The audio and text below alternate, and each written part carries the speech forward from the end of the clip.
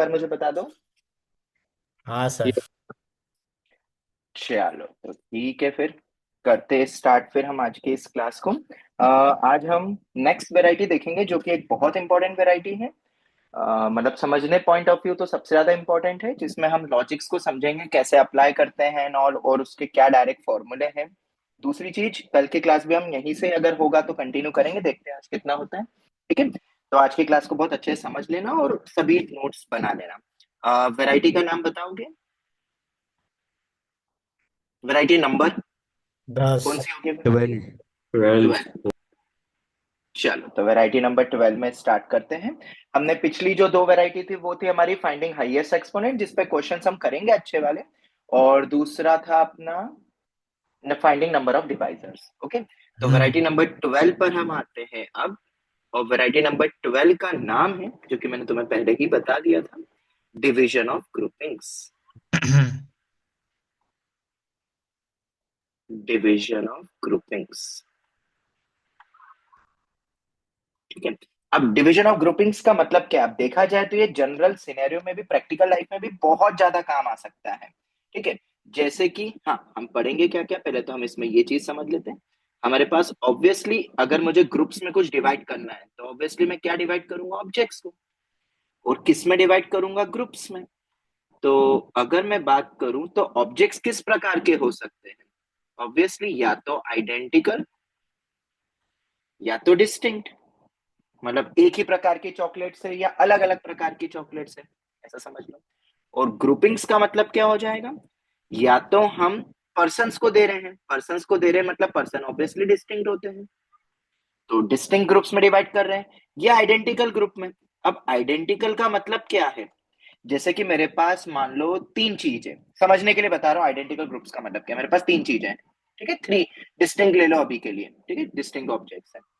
मुझे दो ग्रुप में डिवाइड करना है, बस दो ग्रुप में डिवाइड करने का मतलब हो गया दो स्लॉट्स में डिवाइड करना है। किस कहाँ किधर रख रहे हो उससे कोई मतलब नहीं है। जैसे कि मैंने एक तरफ दो रख दिए, एक ग्रुप में दो डाल दिए, एक में एक डाल दिया। अब एक ग्रुप में मैंने एक रखा, एक में दो रखा, फर्क पड़ेगा? बस दो पार्ट्स में डिवाइड करना है, किसको किधर रख रहे हो फर्क पड़ेगा क्या आइडेंटिकल में? बोलो जरा। नहीं। नहीं। ठीक है, ऐसे समझ लो कि अपने सामने दो बॉक्सेस है, एकदम आइडेंटिकल बॉक्सेस, अब उसके अंदर रखना है। अब तुम किस में रख रहे हो उससे कोई फर्क तो ना पड़ेगा, पहले में दो रखा, दूसरे में एक रखा, पहले में एक रखा, दूसरे में दो रखा, तुम डिस्टिंग्विश नहीं कर पाओगे। दूसरे पर्सन को लेकर आओगे, बेटा बताओ अलग है क्या, बोलेगा नहीं, क्योंकि उसको बाहर से तो बॉक्सेस सेम दिख रहे हैं। तो जब भी हम किसी ऑब्जेक्ट्स, जी हाँ, ऑब्जेक्ट्स अपने पास दो ऑप्शन है, आइडेंटिकल हो या डिस्टिंक्ट हो, ये तो समझ आता ही है। ग्रुप्स भी अपने आइडेंटिकल डिस्टिंक्ट हो सकते हैं, सेम ग्रुप्स में डालो या डिफरेंट ग्रुप्स में डिस्ट्रीब्यूट करो। तो मेरे पास जनरली कितने ऑप्शंस रहते हैं? इनसे कितने कॉम्बो बनेंगे जरा बताओ? How many combo will be made with this? Identical, चार। आइडेंटिकल, चार। आइडेंटिकल डिस्टिंक्ट, डिस्टिंक्ट आइडेंटिकल, चार डिस्टिंक्ट बन डिस्टिंक्ट। रहे हैं। तो टोटल अपने पास फोर केसेस बनेंगे इसके अंदर। पहली चीज तो ये क्लियर रखो। पर यहां तक भी काम खत्म नहीं होगा। ठीक है, फॉर्मूले हम देखेंगे डायरेक्टली, पर अब इसमें भी बहुत सारे ट्विस्ट एंड टर्न होंगे। जैसे कि हम इक्वल डिवीजन कर रहे हैं, हर एक ग्रुप में सबको इक्वली बांट रहे हैं, कि अनइक्वल है। अब अनइक्वल में भी दो प्रकार के आ जाएंगे, कुछ में इक्वल और कुछ में अनइक्वल, जैसे दो दो एक, एक दो तीन, इस टाइप से हम डिवाइड कर रहे हैं। इसमें तो इक्वल होंगे, जैसे टू टू टू कर दिए ईच एंड सो ऑन। तो इक्वल और अनइक्वल दोनों डिवीजन हो सकते हैं। अब इसमें भी एक और टाइप आएगा कि ग्रुप्स में रिमेन्स एम्प्टी, ग्रुप्स में, और मे नॉट करके लिख देता हूं, मे और मे नॉट रिमेन्स एम्प्टी। किसी को कुछ नहीं मिले चल जाएगा? नहीं, ऐसा नहीं चलेगा, मतलब मिनिमम तो एक देना ही है। ग्रुप्स नॉट रिमेन्स एम्प्टी का मतलब क्या हो जाएगा? एटलीस्ट आपको वन। मिनिमम एक मिलेगा ही मिलेगा, मतलब एटलीस्ट वन वाला टाइप के। तो ये मेन चार केस होंगे, पर उन चार में भी इस टाइप की टर्मिनोलॉजी वाली चीजें भी पूछी जा सकती है। ठीक है, तो अपन सबसे पहले फॉर्मूला नहीं, अभी हम लॉजिक समझेंगे।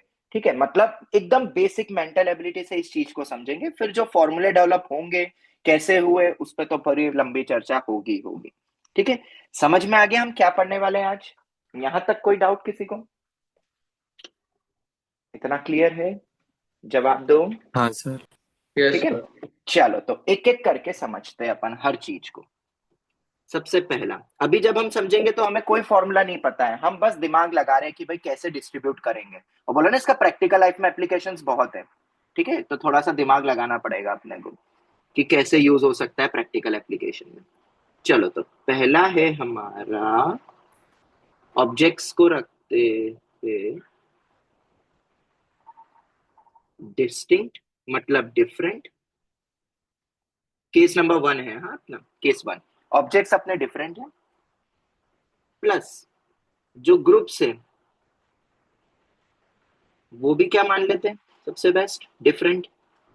ठीक है, पर एक चीज और दे देता हूं मैं अभी फिलहाल तुम्हें, कि हमें इक्वल डिवीजन करने हैं। कितने कितने देने वो मैं तुम्हें बताऊंगा, अभी अपन समझ रहे लॉजिक को। ठीक है, ऐसा कोई प्रैक्टिकल सिनेरियो आ सकता है ना अपने पास, मेरे पास अलग अलग टीमें हैं, टीम ए, टीम बी, टीम सी। ठीक है, ये ग्रुप्स हो गए अपने, मेरे पास ऑब्जेक्ट्स मतलब पर्सन है अलग अलग। ठीक है, अब मेरे को उनको तीनों में इक्वल डिवीजन करके टीम बनानी है। ठीक है, और कितने कितने देने हैं, जैसे 11-11 टीम में करना है अगर अपन क्रिकेट खेल रहे हैं, तो इस टाइप का कोई सिनेरियो अगर अपने सामने आ जाए, तो कितने तरीके से हम ये चीज कर सकते हैं। ठीक है, सभी कॉम्बिनेशन तुम सोच लो कि इसका प्रैक्टिकल लाइफ में तो कितना ज्यादा इंपॉर्टेंट होगा, कितने केसेस बन सकते हैं, क्या क्या पॉसिबिलिटी है, किसमें क्या क्या देना है। कोई कंडीशन लगा दे कि भाई साहब ये पर्सन तो इसी टीम के साथ जाएगा, तो कितनी पॉसिबिलिटी बनेगी इस टाइप की। ठीक है, तो चलो एक एग्जांपल लेके समझते हैं, क्योंकि हमें कोई फॉर्मूला तो पता नहीं है, हम फॉर्मूला जनरेट करेंगे, पर एक छोटे से एग्जांपल के थ्रू देखते हो, फिर फैक्टोरियल को अपन यूज करेंगे, फैक्टोरियल प्लस एनसीआर। ठीक है, याद रखना एनसीआर सिर्फ किस में लगता है, डिस्टिंक्ट ऑब्जेक्ट्स में से डिस्टिंक्ट ऑब्जेक्ट सिलेक्ट करना हो, पता है ना, आइडेंटिकल में नहीं लगता है कभी भी। ये पता है ना एनसीआर ऑब्लिक एनपीआर कब लगता है, डिस्टिंक्ट ऑब्जेक्ट में से जब भी सिलेक्ट करना हो, याद है ना, बोलो। यस। ठीक है, यस सर। चलो तो अभी मुझे ना दो ग्रुप ले रहा हूं मैं अभी।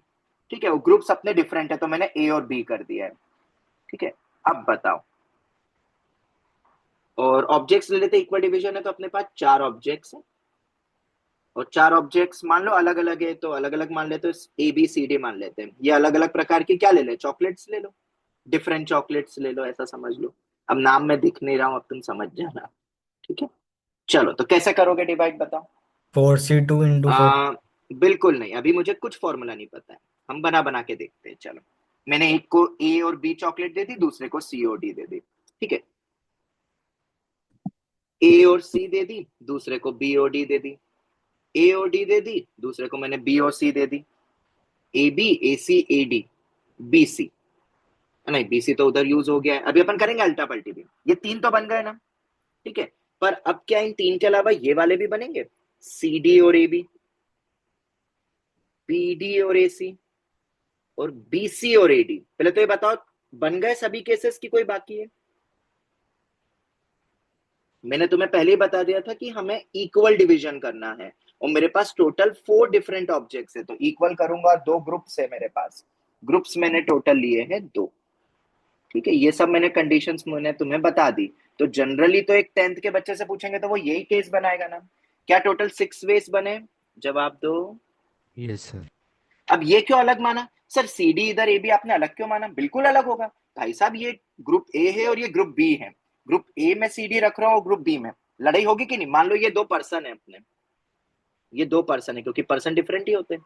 अब मुझे बताओ, क्या वो पर्सन में झगड़ा होगा कि नहीं होगा, कि उस बंदे को क्यों दी भाई दो चॉकलेट ए और चॉकलेट बी, मुझे चॉकलेट, मतलब ऐसे समझ लो, पर्सन ए को मिली चॉकलेट ए चॉकलेट बी, पर्सन बी को मिली चॉकलेट सी चॉकलेट डी, तो क्या वो झगड़ेंगे नहीं कि मुझे सी डी चाहिए, बिल्कुल, वो केस अलग होगा।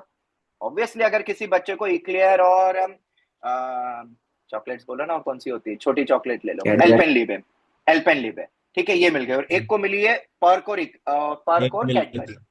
हाँ हाँ ठीक है, पर्क और कैडबरी मिली, तो झगड़ा करेंगे कि नहीं करेंगे, उसको वो क्यों दो दी चॉकलेट्स, तो अल्टा पल्टी भी काउंट होती है, क्योंकि ये पर्सन है, डिस्टिंग्विश कर सकते हैं, ग्रुप्स डिफरेंट है, तो टोटल 6 बने। ठीक है, तो तुम्हें एक आइडिया लगा। अब जैसे कि ग्रुप ने अभी बीच में बोला था सर आप ऐसे कर रहे हो, उससे बेटर आप एनसीआर यूज कर लो, तो पहली चीज तो मुझे ये बताओ कि क्या एनसीआर यूज हो सकता है यहाँ पे, बिल्कुल यूज होगा, क्यों, क्योंकि ऑब्जेक्ट्स क्या है, डिस्टिंक्ट है, तो फिर हमें याद आया, अरे यार ऑब्जेक्ट्स डिस्टिंक्ट है और दो दो में डिवाइड करना है, तो हम एनसीआर का यूज कर सकते हैं। ठीक है, तो मेरे पास टोटल 4 चॉकलेट्स थी अलग, उनमें से मैं पहले तो 2 चॉकलेट सिलेक्ट करूंगा, ऑब्वियसली मुझे दो दो में डिवाइड करना है, तो 2 सिलेक्ट करके रख ली। उसके बाद बाकी बची 2, 4C2, और बाकी 2C2, मतलब 2 ही तो बची है, ये आ गया 4C2 इंटू 2C2। ठीक है, क्या इसमें इंटू 2 फैक्टोरियल करने की जरूरत है क्या? नहीं। अब ये चीज समझो, जब मैंने दो एनसीआर को प्रोडक्ट कराना तो वैल्यू कितनी आ रही है, देखो 6, मतलब उसने बाय डिफॉल्ट अरेंजमेंट भी क्या कर लिया है, बताओ, काउंट कर लिया है। इसलिए तो मैंने बोला था कहां से आप स्टार्ट करते हो डजेंट मैटर, मतलब इक्वल है, अगर अभी इक्वल में अपन देख रहे हैं, ठीक है, समझना इसको बहुत अच्छे से। मुझे 2 बंदों को देना था 2-2, तो पहले मैंने 4 में से 2 चॉकलेट सिलेक्ट करी, फिर बाकी बची 2 में से 2 ही लूंगा, वो तो 1 ही है। ठीक है, और इक्वल टू 6 आ गया, मतलब जब तुमने ये चीज करी, ठीक है, तो अरेंजमेंट भी उसके काउंट हो गए हैं। ठीक है, अल्टा पल्टी भी काउंट हो गई है। कैसे पता चला? अरे, हमने केस निकाला और हमने एक फॉर्मूला लगाया, फॉर्मूले में जब मल्टीप्लीकेशन ये बना तो उसमें अल्टा पल्टी काउंट हो गई है, ये हमें पता चला। मतलब जब हम इस टाइप से एक्टिविटी करते हैं तो वो अरेंजमेंट भी काउंट करता है, ये हमारे दिमाग में रखना है। कुछ मल्टीप्लाई कुछ डिवाइड एक्स्ट्रा नहीं करना है। अब जैसे कि मैं दूसरा एग्जांपल लूं, जैसे कि मान लो मेरे पास 6 ऑब्जेक्ट्स है अब, ठीक है, मुझे फिर से दो दो दो देने हैं, चलो, पर 3 ग्रुप्स है अब अपने पास। ठीक है, तो कितने तरीके से दे सकते हो, अब तुम बनाओगे अलग अलग, अब मैं बनाऊंगा नहीं, मुझे आइडिया लग गया इस एक एग्जांपल से, तो हम एनसीआर का यूज करेंगे क्योंकि ऑब्जेक्ट डिस्टिंक्ट है। तो सबसे पहले तो कितने निकालूंगा, 2। ठीक है, फिर उसके बाद बोलो ए बी सी, मान लो 2 चले गए, अब कितने देने हैं? बी को 2 तो दे दिया अपन एक को, फिर बाकी बचे 4 में से 2, और फिर बाकी बचे 2 में से 2। क्या ये मल्टीप्लीकेशन समझ में आया? हाँ सर। पहले तो ये बताओ, क्या इसमें कुछ एक्स्ट्रा मल्टीप्लाई होगा कुछ? नहीं।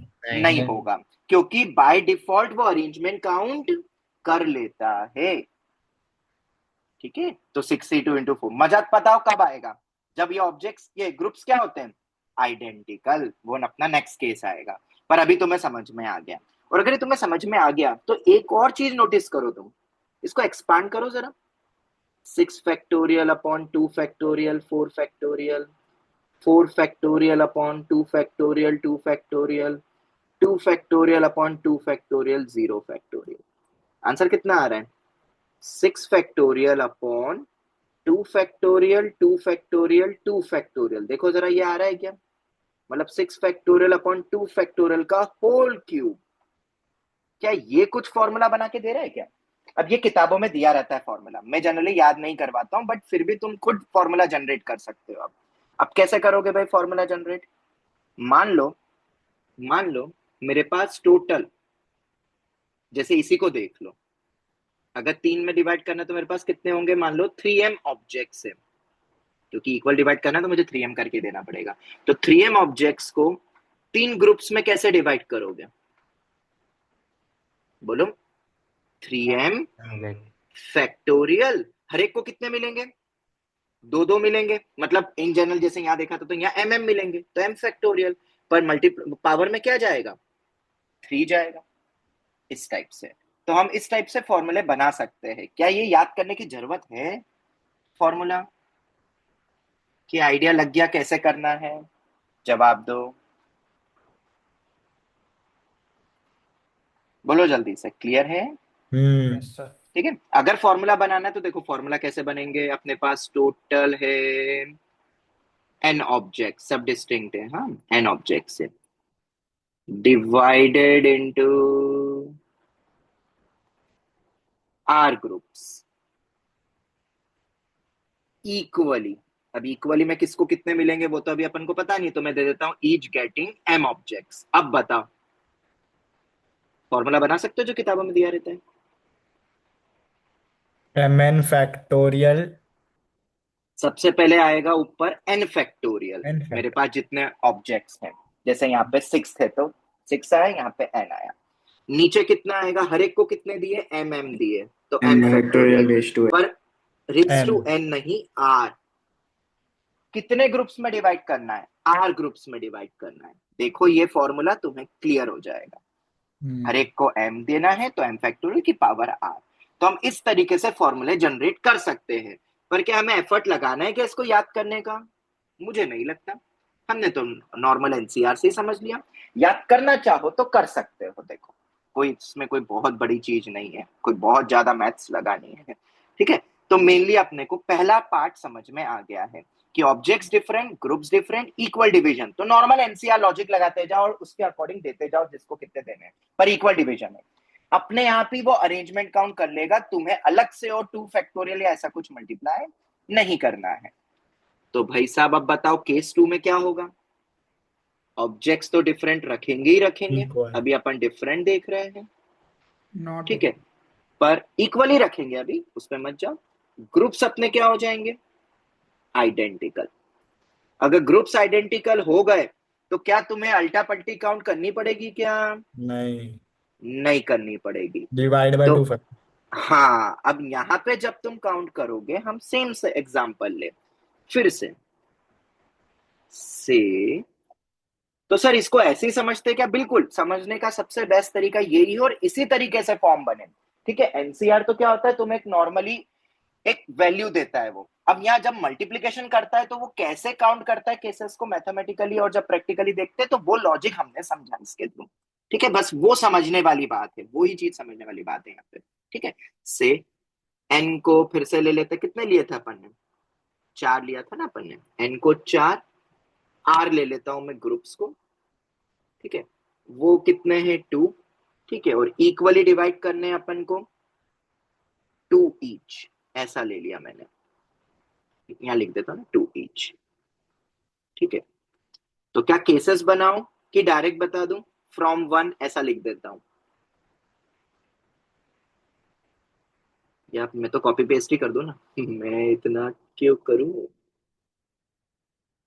वो पर्सन हटा दूंगा मैं भी।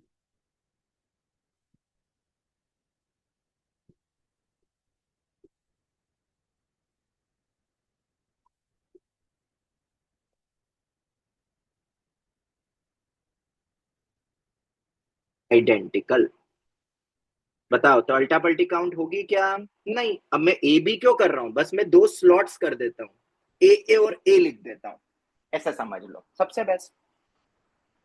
2 ग्रुप से पर आइडेंटिकल है, तो मेरे पास कितने केस आएंगे टोटल? 3 वेज। तो तुम्हें एक चीज समझ में आई कि भाई एनसीआर तो अभी भी यूज हो सकता है। क्यों हो सकता है एनसीआर यूज? क्योंकि मुझे तो ऑब्जेक्ट सिलेक्ट करके देने हैं और ऑब्जेक्ट्स अपने क्या हैं? डिस्टिंक्ट है।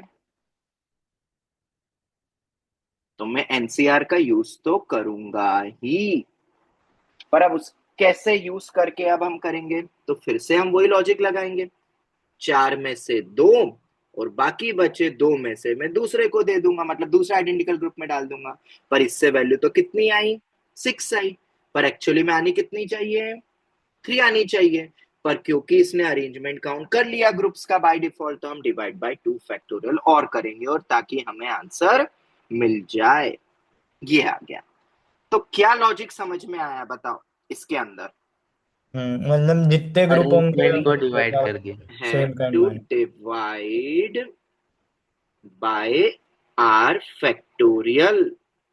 अब आर का मतलब मैंने तुम्हें बता दिया है, ये है। ठीक है, तो फॉर्मूला भी बन जाएगा अब तो। ठीक है, अब इसमें अलग से और क्या बताना? एग्जाम्पल एक काफी है। ठीक है, अभी मैं क्वेश्चन दे दूंगा अगर तुम बोलोगे तुम, पर अगर फॉर्मूला बनाना है तो इसी चीज का फॉर्मूला बना देते हैं। ओ मैंने यहाँ पे ना लिखा नहीं, फॉर्मूले में गड़बड़ हो जाएगी। ये डिस्टिंक्ट है, ये डिस्टिंक्ट है।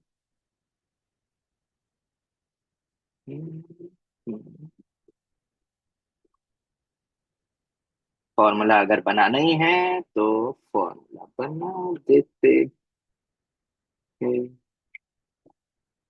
ठीक है, क्या करूं अब इसमें बताओ? R factorial divide.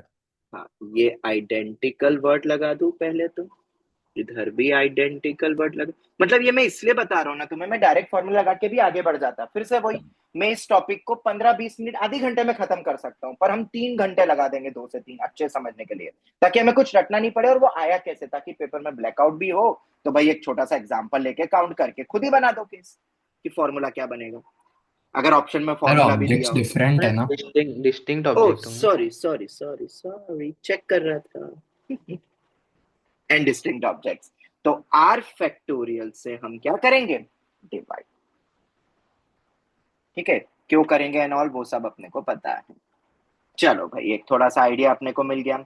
अब इसमें अगर तुम्हें क्वेश्चन करने हैं तो एक छोटा सा क्वेश्चन, वैसे तो ज्ञानोदय वगैरह में बहुत मिलेंगे, क्वेश्चन दे देता हूँ, फटाफट आंसर बोल दो, छोड़ देना मतलब आंसर को तो फैक्टोरियल में। इन how many ways HMW 25 distinct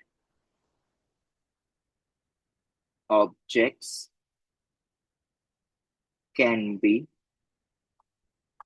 distributed to number 1।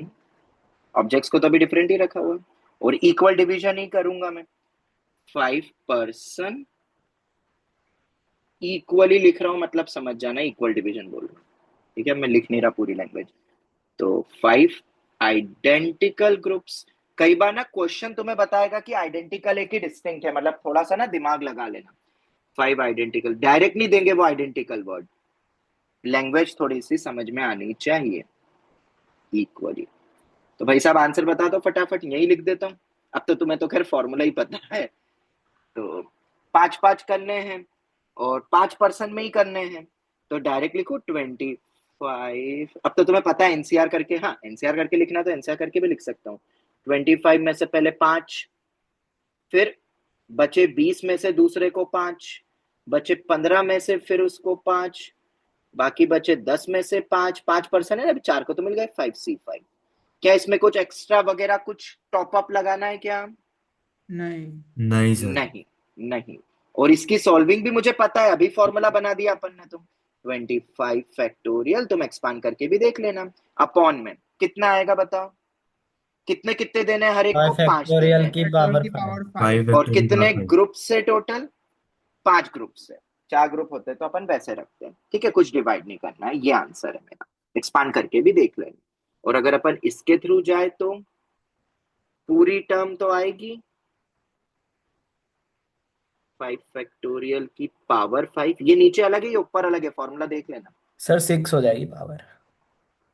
6 बिल्कुल नहीं होगी, हाँ मतलब ये आ गया अपॉन में, वो आर फैक्टोरियल अपना जितने ग्रुप्स थे उनका अरेंजमेंट 5 फैक्टोरियल।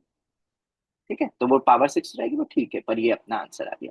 तो ऐसे आसान सवाल तो आप कर लोगे, हमने इसको भी समझा, रटा नहीं है, और आई होप तुम्हें समझ में आ गया क्यों करते क्यों नहीं करते, इन सबके रीजंस तुम्हें मिल गए होंगे। तो अगर ये समझ में आ गया तो अब थर्ड थॉट क्या आना चाहिए कि सर आपने ऑब्जेक्ट्स को तो चलो ठीक है अलग रखा, पर अगर मेरे को ग्रुप्स में डिवाइड अनइक्वल करने हो, अब अनइक्वल में कितने, तो वो मैं तुम्हें अभी फिलहाल बताऊंगा, बाकी तो क्वेश्चन के थ्रू समझेंगे। और इक्वल प्लस अनइक्वल दोनों भी हो सकता है, तो वो सब समझेंगे। तो मैं एक नया केस ले लेता हूं, फिर से वंस अगेन ऑब्जेक्ट डिफरेंट है, ग्रुप्स मेरे क्या है, ग्रुप्स को भी डिफरेंट ले लो, क्योंकि अभी अपने पास ग्रुप्स का और ऑब्जेक्ट्स तो ठीक है, डिवाइड जो करना है वो है अनइक्वल डिवीजन करना है। ठीक है, ये है मेरे पास 3 चीजें, और अब इन 3 चीजों को जरा देखते हैं कि कैसे करेंगे। तो मैं तुम्हें बता देता हूं, लेट सपोज से करके फील करते हैं वही एग्जाम्पल के थ्रू कि भाई क्या होगा अनइक्वल में, वैसे ही कुछ होगा जैसा ऊपर है कि कुछ और होगा। तो ऑब्जेक्ट्स ले लेते हैं अपन, कितने ले भाई ऑब्जेक्ट्स, 4 ले लें, और मुझे 2 ग्रुप्स में करना है, ग्रुप्स डिस्टिंक्ट है ऊपर लिख ही दिया है। 1 ग्रुप गेट्स, किसको कितना मिलेगा अभी वो ग्रुप्स अलग है, पर किसको कितना मिलेगा वो नहीं बोल रहा हूं, बस इतना बोला है, मतलब फिक्स नहीं कर रहा हूं। एक ग्रुप को तुम्हें 3 देने हैं और अदर ग्रुप को तुम्हें 1 देना है, अदर गेट्स 1। ठीक है, किसको 3 मिलेंगे किसको 1 वो नहीं दिया है, तो झगड़ा होगा। ठीक है, डिस्टिंग्विश होगा यहाँ पे फिलहाल तो, क्योंकि ग्रुप्स डिफरेंट है और मैंने बताया नहीं है, बस इतना बोला एक को 3 मिल रहा है एक को 1 मिल रहा है। ठीक है भाई, शुरू हो जाते हैं। फिर से ले ले, चार ऑब्जेक्ट्स कौन से ले, फिर से क्या अपने वही ले ले, ABCD चॉकलेट्स। ठीक है, चलो करो, डिवाइड करो। एक दो, नहीं दो ही तो ग्रुप है, तो लो भाई दो। पर अब वो तो अलग अलग है, पर्सन है भाई साहब, इनको पर्सन अज्यूम कर लो। ठीक है, तो भाई बताओ कितने कितने होंगे, ABCD, और बोलो ABDC। एक को तीन और एक को एक बता दिया मैंने, और बताओ BCDA। सिर्फ तीन बनेंगे कि कुछ और भी बनेंगे? सर ACD और 8 केस आएंगे। हाँ, ACD और B। चलो ABCD एक तरफ कर दिया, बाकी उधर दे दिया, ऐसे भी समझ सकते थे। पर अब इनका गुड अल्टा पल्टी भी माइंड तो था तो। होगा। अल्टा पल्टी भी, हाँ। तो हम्म। भाई साहब क्यों, क्योंकि झगड़ा तो होगा भाई साहब। आपने पार्शलिटी करी, आपने चीटिंग करी है सर, आप बच्चों को अलग अलग वे में बता रहे, ये क्या हो गया रे? ये रुको रुको रुको, कॉपी करना था मुझे। ये हो गया इधर, ये रख लेते हैं। ठीक है, तो टोटल कितने बने? ये चार, अल्टा पल्टी चार, टोटल बने अपने 8। तो मेरे पास टोटल 8 आने चाहिए। तो अब तो तुम्हारा दिमाग तो क्या कहेगा, क्योंकि ऑब्जेक्ट्स डिस्टिंक्ट है तो हम एनसीआर करके भी तो डिस्ट्रीब्यूट कर सकते थे। तो आओ यूजिंग एनसीआर देखते क्या हुआ, क्या मुझे मिल रहा है 8 आंसर। तो जरा देखते हैं। तो हम सबसे पहले क्या करेंगे, मेरे पास कितने ऑब्जेक्ट्स है, 4। शुरुआत तो कैसे भी कर दो, एक से करो या तीन से करो, कोई फर्क नहीं पड़ेगा, ये याद रखना। ठीक है, तो मैंने मान लो पहले दिए 3, तुम एक भी ले सकते थे, फर्क क्यों नहीं पड़ेगा बताओ? क्योंकि NCR is equal to NC n-r, N-R। इसलिए। तो वो सेट ही होता है, तुम्हें लोड नहीं लेना है। अब बचा एक, और वो एक ही देना है। तो 4C3 इंटू 1C1 ये आ गया। पर इससे तो कितना आया, 4 ही आया। अरे ये क्या हुआ भाई, जब पिछली बार हम करने गए थे तो उसने अरेंजमेंट काउंट कर लिया था, किसमें, जब इक्वली करने गए थे। अनइक्वल में इसने थोड़ी सी चीटिंग कर ली, बताओ किस प्रकार की चीटिंग करी? क्या इसने अरेंजमेंट काउंट किया क्या? नहीं, नहीं हुआ। नहीं करा। तो क्या करूं मैं अब, अरेंजमेंट तो to count, two factorial. Not counted. ये एनसीआर बहुत चीटिंग करता है भाई साहब, इक्वल वाले में तो कर दिया था, इसमें नहीं करा, कोई बात नहीं, हम भी चालाक है, हम इसको सेट कर देंगे। तो एक्चुअली में ये तो आंसर आया नहीं। एक्चुअल आंसर क्या होगा कि इन टाइप के सिनेरियो में हमें एक्स्ट्रा मल्टीप्लाई करना पड़ेगा, कितने से, आर फैक्टोरियल से, याद रखना। आर फैक्टोरियल मतलब उनका अरेंजमेंट। अभी तो मैंने दोनों में अलग अलग रखा है, सेम सेम वाला भी आएगा तो वो देखेंगे अभी, वो भी एग्जांपल। अरेंजमेंट काउंट करने थे तो आर फैक्टोरियल से मल्टीप्लाई होगा, और अब मुझे आंसर 8 मिल गया। ठीक है, मैं इसका कोई फॉर्मूला नहीं बना रहा हूँ यार अब, ठीक है। आई होप तुम्हें समझ में आ जाएगा। फॉर्मूला भी क्या बनाओगे, कितने सारे वेरिएबल लोगे, खुद ही पागल हो जाओगे। ठीक है, तो लॉजिक समझ लिया अपन ने कि हाँ यहाँ करना तो पड़ता है भाई। और अगर यहाँ करना पड़ता है तो एक सिनेरियो और बन सकता था भाई, कौन सा? तो ये सिनेरियो, सर अरेंजमेंट क्या है वो समझा नहीं। अरेंजमेंट क्या है बेटा, ये देखो ना यहाँ पे, मैंने जब नॉर्मल डिस्ट्रीब्यूशन करा एनसीआर से तो मेरा 4 आया, पर केस कितने बने, 8 आठ। बने। तो हाँ। एक्चुअली मैं, ये बाकी के 4 आए क्यों थे, ये हाँ। इधर गया, वो उधर गया, मतलब हाँ। अरेंजमेंट हुआ ना। और दो का हाँ। अरेंजमेंट हुआ, क्यों, क्योंकि 2 पर्सन थे। अगर आर पर्सन होते तो आर फैक्टोरियल ग्रुप्स, हो जाता। ग्रुप्स पे हो हाँ बिल्कुल, रहेगा। ग्रुप्स ग्रुप्स ग्रुप्स, ओके ये ओके। ग्रुप्स ही तो है अपने। सर अगर बोलो, 3 होते तो। 3 हाँ। Factorial, okay. 3 फैक्टोरियल, पर वो कैसे क्या मैं बताऊंगा अभी। ये अलग अलग काउंटिंग में भी है, अभी आऊंगा मैं, जब इक्वल अनइक्वल दोनों का कॉम्बो लेंगे तो वो भी ओके ओके समझे। ओके। ठीक है। अरे ये इधर खसक गया, अरे यार हट, रुको।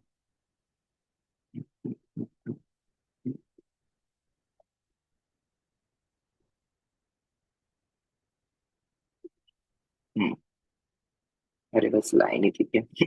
चल, objects different, groups different, unequal division देख रहे हैं, इक्वल अनइक्वल का कॉम्बो इसके बाद बना देंगे। तो अब तो तुम्हें पता ही है, डायरेक्ट बताओ क्या होगा हियर, प्रीवियस एग्जांपल ही ले रहे हैं हम। लो, और वो ग्रुप्स को मैं कर रहा हूँ आइडेंटिकल, रुको। पहले में क्या डिफरेंट था ये भी? अरे बोला मैंने, सुना नहीं तुमने कि ग्रुप्स को मैं आइडेंटिकल कर रहा हूँ, रुको। इतने में तो तुमने सुना नहीं। बोलना जरूरी है? ये लो, खुश? आर फैक्टोरियल मल्टीप्लाई नहीं करेंगे। हाँ, नहीं करेंगे। नहीं तो करेंगे। से ऑब्जेक्ट्स ये हो गए, ये आइडेंटिकल है, ये तो डिस्टिंक्ट ही है। सब कुछ सेम, कुछ वैसा ही है। बस अब क्या होगा हियर,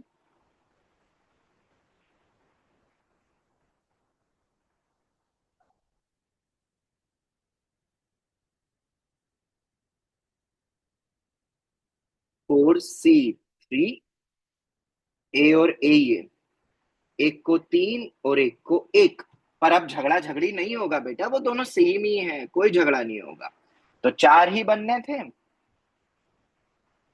और चार ही बनेंगे, मतलब कुछ एक्स्ट्रा आर फैक्टोरियल मल्टीप्लाई करने की जरूरत नहीं है। तो क्या ये उल्टा चल रहा है इक्वल और अनइक्वल में? ये चीज समझ में? इंपॉर्टेंट चीज है ये, कि जब इक्वल डिवीजन था, ग्रुप्स डिफरेंट थे, तो हमने सिर्फ लगा दिया, डिवाइड कर दिया, कोई दिक्कत नहीं हुई, अपने आप अरेंजमेंट ले लिया। पर जब आइडेंटिकल ग्रुप्स हुए तो उल्टा हमें करना पड़ गया, क्योंकि वो बाय डिफॉल्ट अरेंजमेंट काउंट करता है। जब अनइक्वल की बात आई तो हमने एनसीआर लगा के अलग अलग दे दिया, डिस्ट्रीब्यूट कर दिया। पर तब उसने अरेंजमेंट काउंट नहीं करे, मुझे एडिशनल करने पड़ेंगे, क्योंकि झगड़ा हो जाएगा, वरना भाई साहब भयंकर झगड़ा हो जाएगा, मारा मारी पर आ जाएंगे। तो बचाने के लिए मैंने कर दिया। पर जब आइडेंटिकल है तो कोई झगड़ा नहीं, नॉर्मल कर दिया। तो ये थोड़ा सा ना वाइसे वर्सा चलता है ऊपर और नीचे से, तो याद रखना इक्वल और अनइक्वल। अब पांचवा केस, ऑब्वियसली तुम क्या बोलोगे, अब इसी में मिक्स्ड आ गया तो इक्वल भी आ गया, अनइक्वल भी आ गया। सेम टाइप के सिनेरियो में अभी तक ऑब्जेक्ट्स अलग ही चल रहे हैं, ठीक है? इक्वल प्लस अनइक्वल, अगर ऐसा कोई केस आ जाए तो क्या होगा? तो मैं तुम्हें बताऊंगा भी कैसे क्या करना है, कितने डिस्ट्रीब्यूट करना है, वो सब देखते हैं। चलो तो एक एग्जांपल ले लेते हैं, अपन एक एग्जांपल से समझ लेते हैं इसको, क्योंकि ऐसे तो फिर कौन बनाएगा फॉर्मूला। तो एक क्वेश्चन ही ले लेते हैं ना। In how many ways HMW 5 distinct objects, objects तो डिस्टिंक्ट ही लूंगा, कैन बी डिस्ट्रीब्यूटेड, मुझे डिस्ट्रीब्यूट करना है to 3 person such that each person gets at least one object, मतलब कि कोई भी खाली नहीं रहेगा, ठीक है? क्या ये बताया उन्होंने किसको कितने देने? नहीं, पर उन्होंने कंडीशन जरूर लगा दी कि मिनिमम एक तो भाई देना ही है। तो क्या तुम दिमाग लगा के डिस्ट्रीब्यूशन नहीं सोच सकते? सर कितने फोर तरीके सी से टू डिस्ट्रीब्यूशन हो सकता है? अभी आंसर से मुझे कोई मतलब नहीं, समझो। In how many ways 5 distinct objects can be distributed to 3 person such that each person get at least one object. अभी तक तो क्या होता था, मैं तुम्हें बता देता था कितना देना है, यहाँ इन जनरल पूछ लिया भाई। तो ऐसे ही सवाल पेपर में आ जाते हैं। पर्सन को देना है तो बाय डिफॉल्ट क्या होगा, पर्सन को देना है तो डिस्टिंक्ट ही हो जाएगा अपना। तो दोनों डिस्टिंक्ट डिस्टिंक्ट है अपना, ठीक है? 3 पर्सन है तो भाई ये ले लो, पर्सन ए, पर्सन बी, पर्सन सी। तो जरा मुझे बताओ कितने वे में मैं डिस्ट्रीब्यूट कर सकता हूं, ऑप्शंस तो बताओ मुझे। इन्होंने दिया नहीं किसको कितने देने सर हैं। दो ही होंगे, 3-1 दो और केस 2-2-1। बनेंगे, 3-1 एक two one two two one two type का हो वन जाएगा, और एक दूसरा बताओ 1-1-3। 3-1-1। 3-1-1 ले लो, 3-1-1। ठीक है, अपने पास दो ही ऑप्शन है, अरेंजमेंट एंड ऑल वो देख लेंगे अपन, पर डिस्ट्रीब्यूशन की बात आए तो कुछ इस टाइप की आएगी। और क्या इसमें इक्वल अनइक्वल का कॉम्बो मिल गया अपने को? मिल गया, बढ़िया मिल गया अपन को। तो बस इसको समझ लेते हैं अब कैसे करना है। तो अब अपन क्या करेंगे, ऑब्जेक्ट्स तो डिस्टिंक्ट है, बहुत बढ़िया। ये पहला स्टेप बहुत इंपॉर्टेंट होता है, आधे बच्चों को ये समझ नहीं आता एनसीआर कब लेना है कब नहीं लेना है। तो ये हमने पहले ही समझ चुका है जब डेफिनेशन पढ़ी थी, और इसलिए मैंने कहा था कि थ्योरी तो सिर्फ उतनी ही है, बाकी तो अपन क्वेश्चन से बना रहे हैं। तो ऑब्जेक्ट्स डिस्टिंक्ट है तो हम एनसीआर का यूसेज कर सकते हैं फटाफट करने के लिए। तो भाई शुरू करते हैं। 5 में से मैंने मान लो 2, मैं अभी 2-2 1 का बंटवारा कर रहा हूँ, सबको मिनिमम 1 मिलना ही चाहिए। 5C2, 3C2, 3 बचे ना 2 देने के बाद। अब 3 में से 2 और चले गए तो बचा ये कि 1C1। क्या इसके साथ कुछ मल्टीप्लाई कुछ होगा नहीं होगा, डिवाइड होगा नहीं होगा, क्या होगा? सर तो 2 तुम्हें याद है? फैक्टोरियल को थ्री मतलब हाँ फैक्टोरियल रुको, सर डिवाइड 3 डिवाइड फैक्टोरियल होगा। बाय 2 हाँ फैक्टोरियल। हाँ हाँ बेटा, हाँ हाँ हाँ, चलो। वही होगा, मैं बता देता हूँ। तुम्हें याद है जब अपन ये आर फैक्टोरियल करते थे, या तुम्हें याद है जब हमने फैक्टोरियल पढ़ते थे तो अपन अरेंजमेंट बोलते थे, यस और नो? ये यस जो सर। अपन ने मल्टीप्लाई करा, ये आर फैक्टोरियल कर रहे हैं, तो हम उसको अरेंजमेंट बोलते थे डिस्टिंक्ट मान के। फिर तुम्हें याद है जब अपन वर्ड्स बनाते थे तो अपन एक चीज पढ़ी थी कि जितने सेम उतने फैक्टोरियल से डिवाइड। तो नॉर्मल 2 to 1 का अदला बदली कितना होगा अरेंजमेंट, क्योंकि अरेंजमेंट ये काउंट नहीं कर रहा है, हम इसको फैक्टोरियल बाय टू डिस्टिंक्ट की तरह फैक्टोरियल। ले रहे हैं। तो अगर अपन डिस्टिंक्ट की तरह लेंगे तो 3 फैक्टोरियल बाय 2 फैक्टोरियल आएगा। और जायज भी ये 3 ही केस बनेंगे, क्यों? 2 to 1, 1 to 2, झगड़ा होगा क्योंकि पर्सन अलग है भाई और ऑब्जेक्ट्स भी अलग है। 1 to 2 और बोलो 2 1 2, ये आ गया। तो वही 3 फैक्टोरियल बाय 2 फैक्टोरियल आ गया, परफेक्ट। प्लस भाई साहब केस बने हैं और केस हम ऐड करते हैं। सर इसके कोई डायरेक्ट तरीके भी क्या? फॉर्मूले है बेटा, पर अभी तुम्हें मैं कोई फॉर्मूला नहीं दे रहा हूं। इसके भी डायरेक्ट फॉर्मूले कि मतलब सर इतने केस काउंट करेंगे, नहीं। अपन ने जैसे पाई रूल कितनी बार लगाया पिछली क्लास में, केसेस से बचने के लिए, 2 बार। क्योंकि बड़े आ गए तो यहाँ पे भी ऑप्शंस बनेंगे, वो मैं तुम्हें बताऊंगा तरीके। पर अभी हम बस लॉजिक समझ रहे कि कोई भी क्वेश्चन अटेम्प्ट करने लायक बन जाए, कोई भी बाउंडेशन दे दे तो। ओके, तो भाई दूसरा देख लो, कहीं से भी शुरुआत कर सकते, मैंने तुम्हें बोला उसका टेंशन तुम्हें नहीं लेना है कि सर आपने 5C1 से क्यों नहीं करा। अरे तुम्हें जहां से करना है करो, आंसर सेम आएगा, यही तो ब्यूटी ऑफ एनसीआर है। बचे कितने? 2, एक देना है और फिर बचा एक, वो तीसरे को देना है, ये आ गया। क्या इसमें भी कुछ मल्टीप्लाई होगा? बिल्कुल होगा। 3 फैक्टोरियल बाय 2 फैक्टोरियल। फाइनल बताएगा कोई कितना आ रहा है? पहले वाले में से कितना आया पता है किसी को? Sir total 75। नहीं बेटा, फिर से करो, गलत जवाब। पहले से कितना आ रहा है? तुमने वैल्यू ही गलत निकाली है एनसीआर की। पहले से तो मुझे ऐसे ही दिख रहा 90 आ रहा है, पता नहीं तुम्हें इतना टाइम क्यों लग रहा है। 5C2 10 90 होता है। आ रहा है, 90। सब 160 आ रहा है 10, टोटल। 20 वो 160 भी 20 गलत टोटल। बोला। 60 60 150 हो गए टोटल। 150। 150। हाँ अरे 150। 150। यार क्या कर रहे हो तुम? इतनी इजी कैलकुलेशन थी बेटा, ये 10 है, ये 3 है, और 30 और ये 3।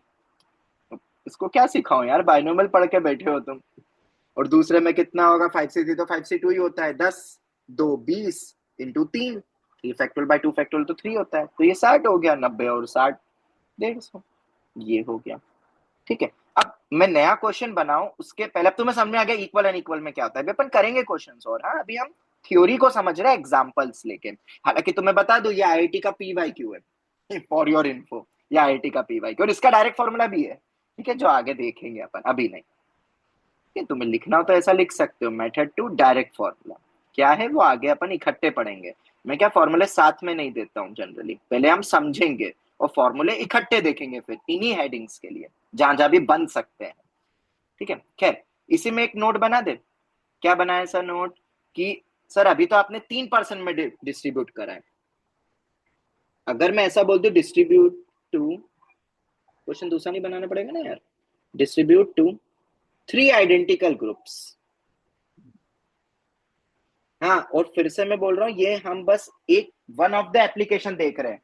डिवीजन ऑफ ग्रुपिंग्स कहीं पे भी कैसे भी लग सकता है, और जब हम अभी फंक्शन पढ़ेंगे ना 12th में, तब अपन इन सब लॉजिक्स का यूज करने वाले, मैं पहले ही बता दूं तुम्हें, और तब ये रिकैप होगा अपना, देखते किसको कितना याद होगा। ठीक है, मतलब ये समझ लो 12th का एक पार्ट एफओएम तो अपना पूरा क्लास 11th है, और दूसरा पार्ट मैंने शायद बताया था एफओएम 12th का क्या होगा, ग्राफ, इफ यू रिमेम्बर, पूरा मैंने बोला एफओएम था। हाँ हाँ। चलो फिर डिस्ट्रीब्यूटेड टू 3 आइडेंटिकल ग्रुप्स, अब 50। क्या करोगे? तो जरा देख लेते हैं भाई कैसे करेंगे। आंसर जो भी आए, तो अपने पास 5 डिस्टिंक्ट ऑब्जेक्ट्स है,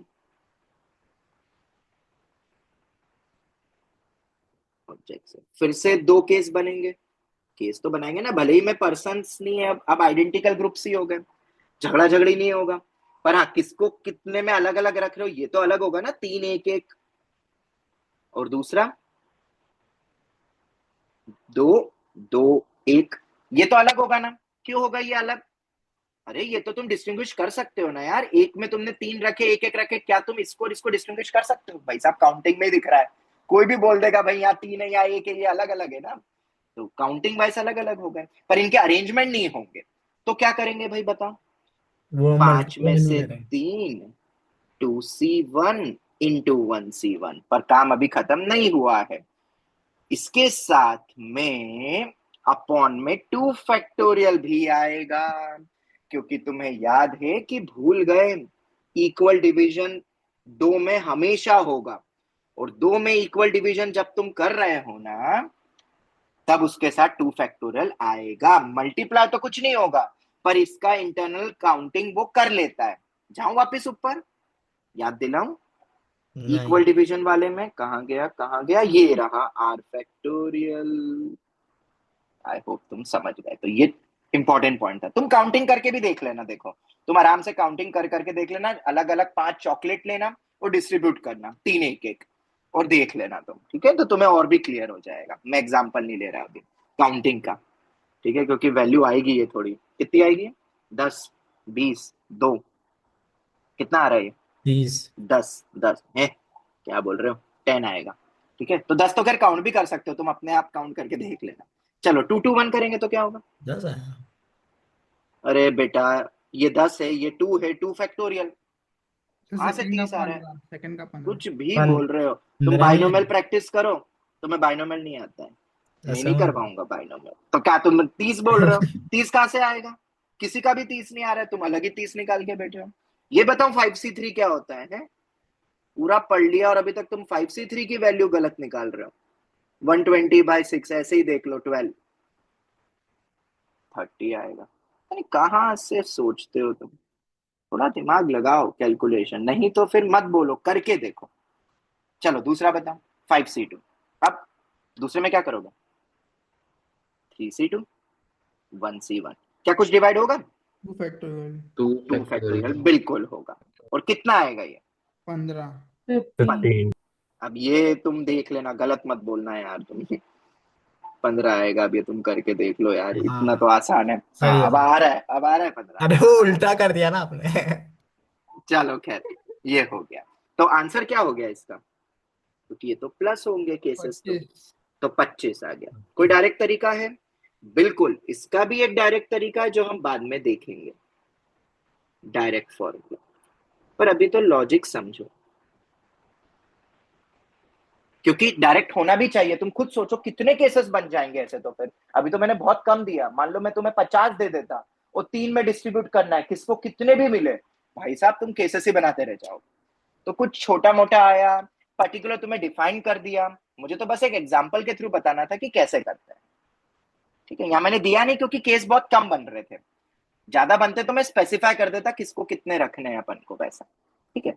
चलो ये तो हो गया। एक और मैं एक सवाल देता हूं, ठीक है? जस्ट एक पॉइंट समझाना है मुझे, तो एक सवाल और देख ले। सर हाँ बेटा, 1 मिनट थोड़ा ऊपर करो। Okay okay. ये समझ आ गया ना? 2 केस बनाए थे अपन ने, केस 1 केस, जैसे ऊपर देखा। चलो, इन how many veg can 5 distinct objects can be distributed to 3 person such that person A gets to person B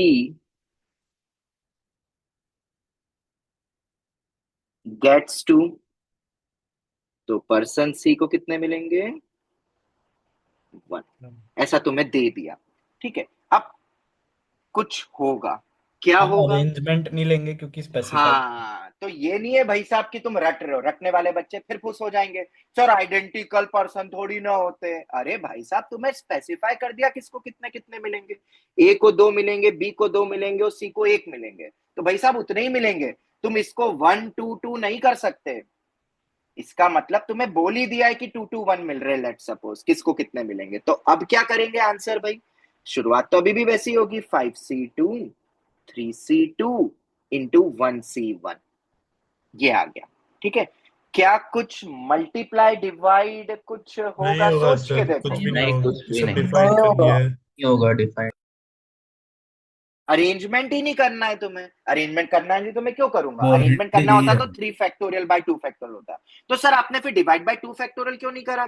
अरे भाई वो डिवाइड बाय वो अलग था, यहाँ पे तो अल्टा पल्टी अलग हो जाएगा ना। ये अल्टा पल्टी चाहिए अपन को, क्यों? क्योंकि ये पर्सन तो डिस्टिंक्ट ही है मेरे पास। तुम ऐसे समझ लो, ये ए बी है, ये सी डी है, ये सी डी है, ये ए बी है, ये तो मुझे चाहिए अलग अलग, क्योंकि झगड़ा तो होगा ना।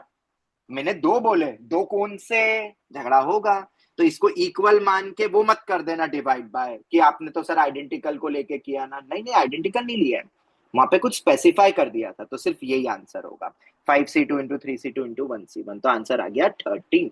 ये बेसिक टाइप था, मतलब ये मैं नहीं पढ़ा था तो भी तुम ऐसे ही करते शायद, है ना? एक को दो, एक को दो, एक को एक, तो 5c2 into 3c2 into 1c1। पर क्या होता है, ये मैंने इसलिए भी बताया क्योंकि जब डिवीजन पढ़ लेते तो दिमाग फिर बच्चों को आता है सर फैक्टोरियल करना है, डिवाइड करना है, या कुछ नहीं करना है बेटा, कुछ नहीं करना है। ये एक स्ट्रेट फॉरवर्ड क्वेश्चन है। तुमने बेटा ज्ञानोदय में ऐसे सवाल देखे कि ऐसे अपार्टमेंट्स दिए हुए हैं और उनमें पर्सन को अपन को अलग अलग बैठा, मतलब जाना है कि कैसे वो ऑक्युपाई कर सकते हैं, ऐसे है उसमें सवाल, हाँ तुम सर। देखना। वो बेसिक एनसीआर का यूसेज, ये तो डिवीजन ऑफ ग्रुपिंग सी, पर वो बेसिक टाइप का ही हो गया। ठीक है, चलो आगे बढ़े, आगे बढ़ सकते हैं। Yes sir. यस। चलो ठीक है, तो ये तो तुम कर लोगे। चलो कहानी में और ट्विस्ट लाते, एक सवाल और फाइनल। अभी तो मैंने क्या बोला था, each gets at least one, right? अब मैं इन हाउ मेनी वेज, ये भी समझ लो जरा, बाकी जो फॉर्मूले आगे आएंगे वो तो देख ही लेंगे। इन हाउ मेनी वेज, क्योंकि इनके फॉर्मूले होते हैं सबके, we can distribute 4 distinct objects to number 1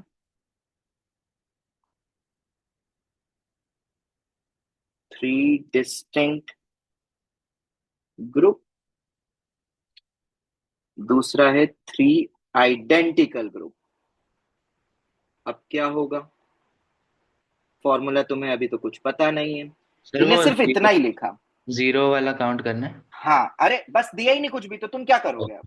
तुम तो करोगे ना यार, अब तो सब केस इन हाँ जनरल बोला है कि भाई साहब अपने पास 4 डिस्टिंक्ट ऑब्जेक्ट्स है और 3 डिस्टिंक्ट ग्रुप में करना है। अच्छा, क्या ये जो पहला पार्ट है कुछ जाना पहचाना सा नहीं लग रहा है? सर क्या हमने ये इसमें सर पढ़ा है? ऐसा कंपलसरी कि एक तो मिलना चाहिए। बेटा कुछ नहीं दिया है, ओके। तो क्यों मानोगे? अपनी कंडीशंस नहीं लगाते हैं हम तो हर टाइप के सिनेरियो लेंगे, वरना तुम पीएनसी में पहली कंडीशन में लगा दोगे तो वेस अपने आप कम हो जाएंगे। तुम खुद बताओ, ये जो पहला पार्ट है क्या हमने अभी तक कहीं सर पढ़ा था? पीएनसी का पहला क्वेश्चन था। पहला क्वेश्चन। हाँ वेरी गुड, वो जो r⁴n वाला था। तो आगे जब फॉर्मूले लिखवाऊंगा ना तो ये r⁴n में लिखवाऊंगा, पर अभी मुझे r⁴n नहीं पता है। अभी कैसे पता होगा, एकदम थोड़ा ना स्ट्राइक्ट होगा। वो तो जो रिवाइज करता है पुरानी चीजें वो तुरंत बता सकता था कि भाई r⁴n ही होना है, क्योंकि हमने पढ़ा है। ये ऐसे चीजें कनेक्ट होती है। पर अभी के लिए मुझे कोई फॉर्मूला नहीं पता है, मैं तो ये मान के चलता हूँ सर आप तो डिवीजन से ही बताओ, वो हमें आ रहा है, तो लो भाई लेते डिवीजन से। ठीक है, 3 डिस्टिंक्ट ग्रुप्स में, डिस्टिंक्ट है भाई साहब सर एबीसी 4 मान लेते हैं। पॉसिबल केसेस होंगे। अब मैं यहाँ ए बी सी डी कर करके नहीं बताऊंगा, ठीक है? हम एनसीआर का यूज करेंगे डायरेक्ट। तो अब एनसीआर का यूज करेंगे तो भाई साहब कितने कितने रखूं? तो मान लो मैंने रखे पहले केस में 4 ही, अच्छा कम है, डायरेक्ट फॉर्मूले बाद में दूंगा, हाँ ज्यादा आ गए तो। चलो 2 1 1 है, और बताओ। सर 400, हाँ 400, 310, अरेंजमेंट को मैं ले नहीं रहा हूँ, वो अपन उसमें लिख लेंगे एनसीआर। 310, 310, 220। 220, कोई और बस और केस? कोई नहीं बन रहा। हाँ सब आ गए, तो इसलिए तो मैंने कम ही नंबर रखा, वरना तो ऐसे तो बहुत बन जाएंगे। पर तुम्हें आना चाहिए अलग अलग भी। चलो भाई, तो कैसे करेंगे? सबसे पहले 4c2 2c1 इंटू 1c1, आगे तुम्हें पता है अपन 3 डिस्टिंक्ट ले रहे हैं, हाँ पहला वाला। तो क्या होगा, 3 डिस्टिंक्ट है, ए को 2 क्यों मिले? ए मतलब बी लड़ेगा नहीं, मुझे क्यों नहीं दिए 2?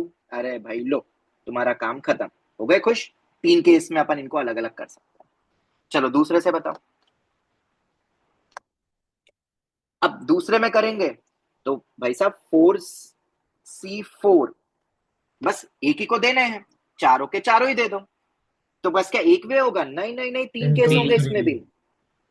होंगे बेटा, बिल्कुल होंगे, क्यों नहीं होंगे? तुम खुद ही गिन लो इससे टाइप के 3 केस है, 4 0 0 0 4 0 0 0 4, तब जाके झगड़ा नहीं होगा। हाँ, आपने सबको इक्वल सिमेट्री मानी है, ठीक है, तो 4C4 तो हमने ऐसे ही लिख दिया। चलो इधर बताओ, 4C3 बचा 1 अब 0 तो क्या करना उसको, ठीक है, ये हो गया। अब कुछ मल्टीप्लाई होगा जी, हाँ, 3 फैक्टोरियल से 3 फैक्टोरियल होगा। तुम खुद बना के देख लो भाई साहब, 310 के 6 केस आएंगे, ठीक है। और वो 4C3 क्यों करना पड़ रहा है भाई साहब? वो 4 डिस्टिंक्ट ऑब्जेक्ट से कौन से 3 गए ए के पास? समझ में आ रहा है एनसीआर का इंपॉर्टेंस क्या है?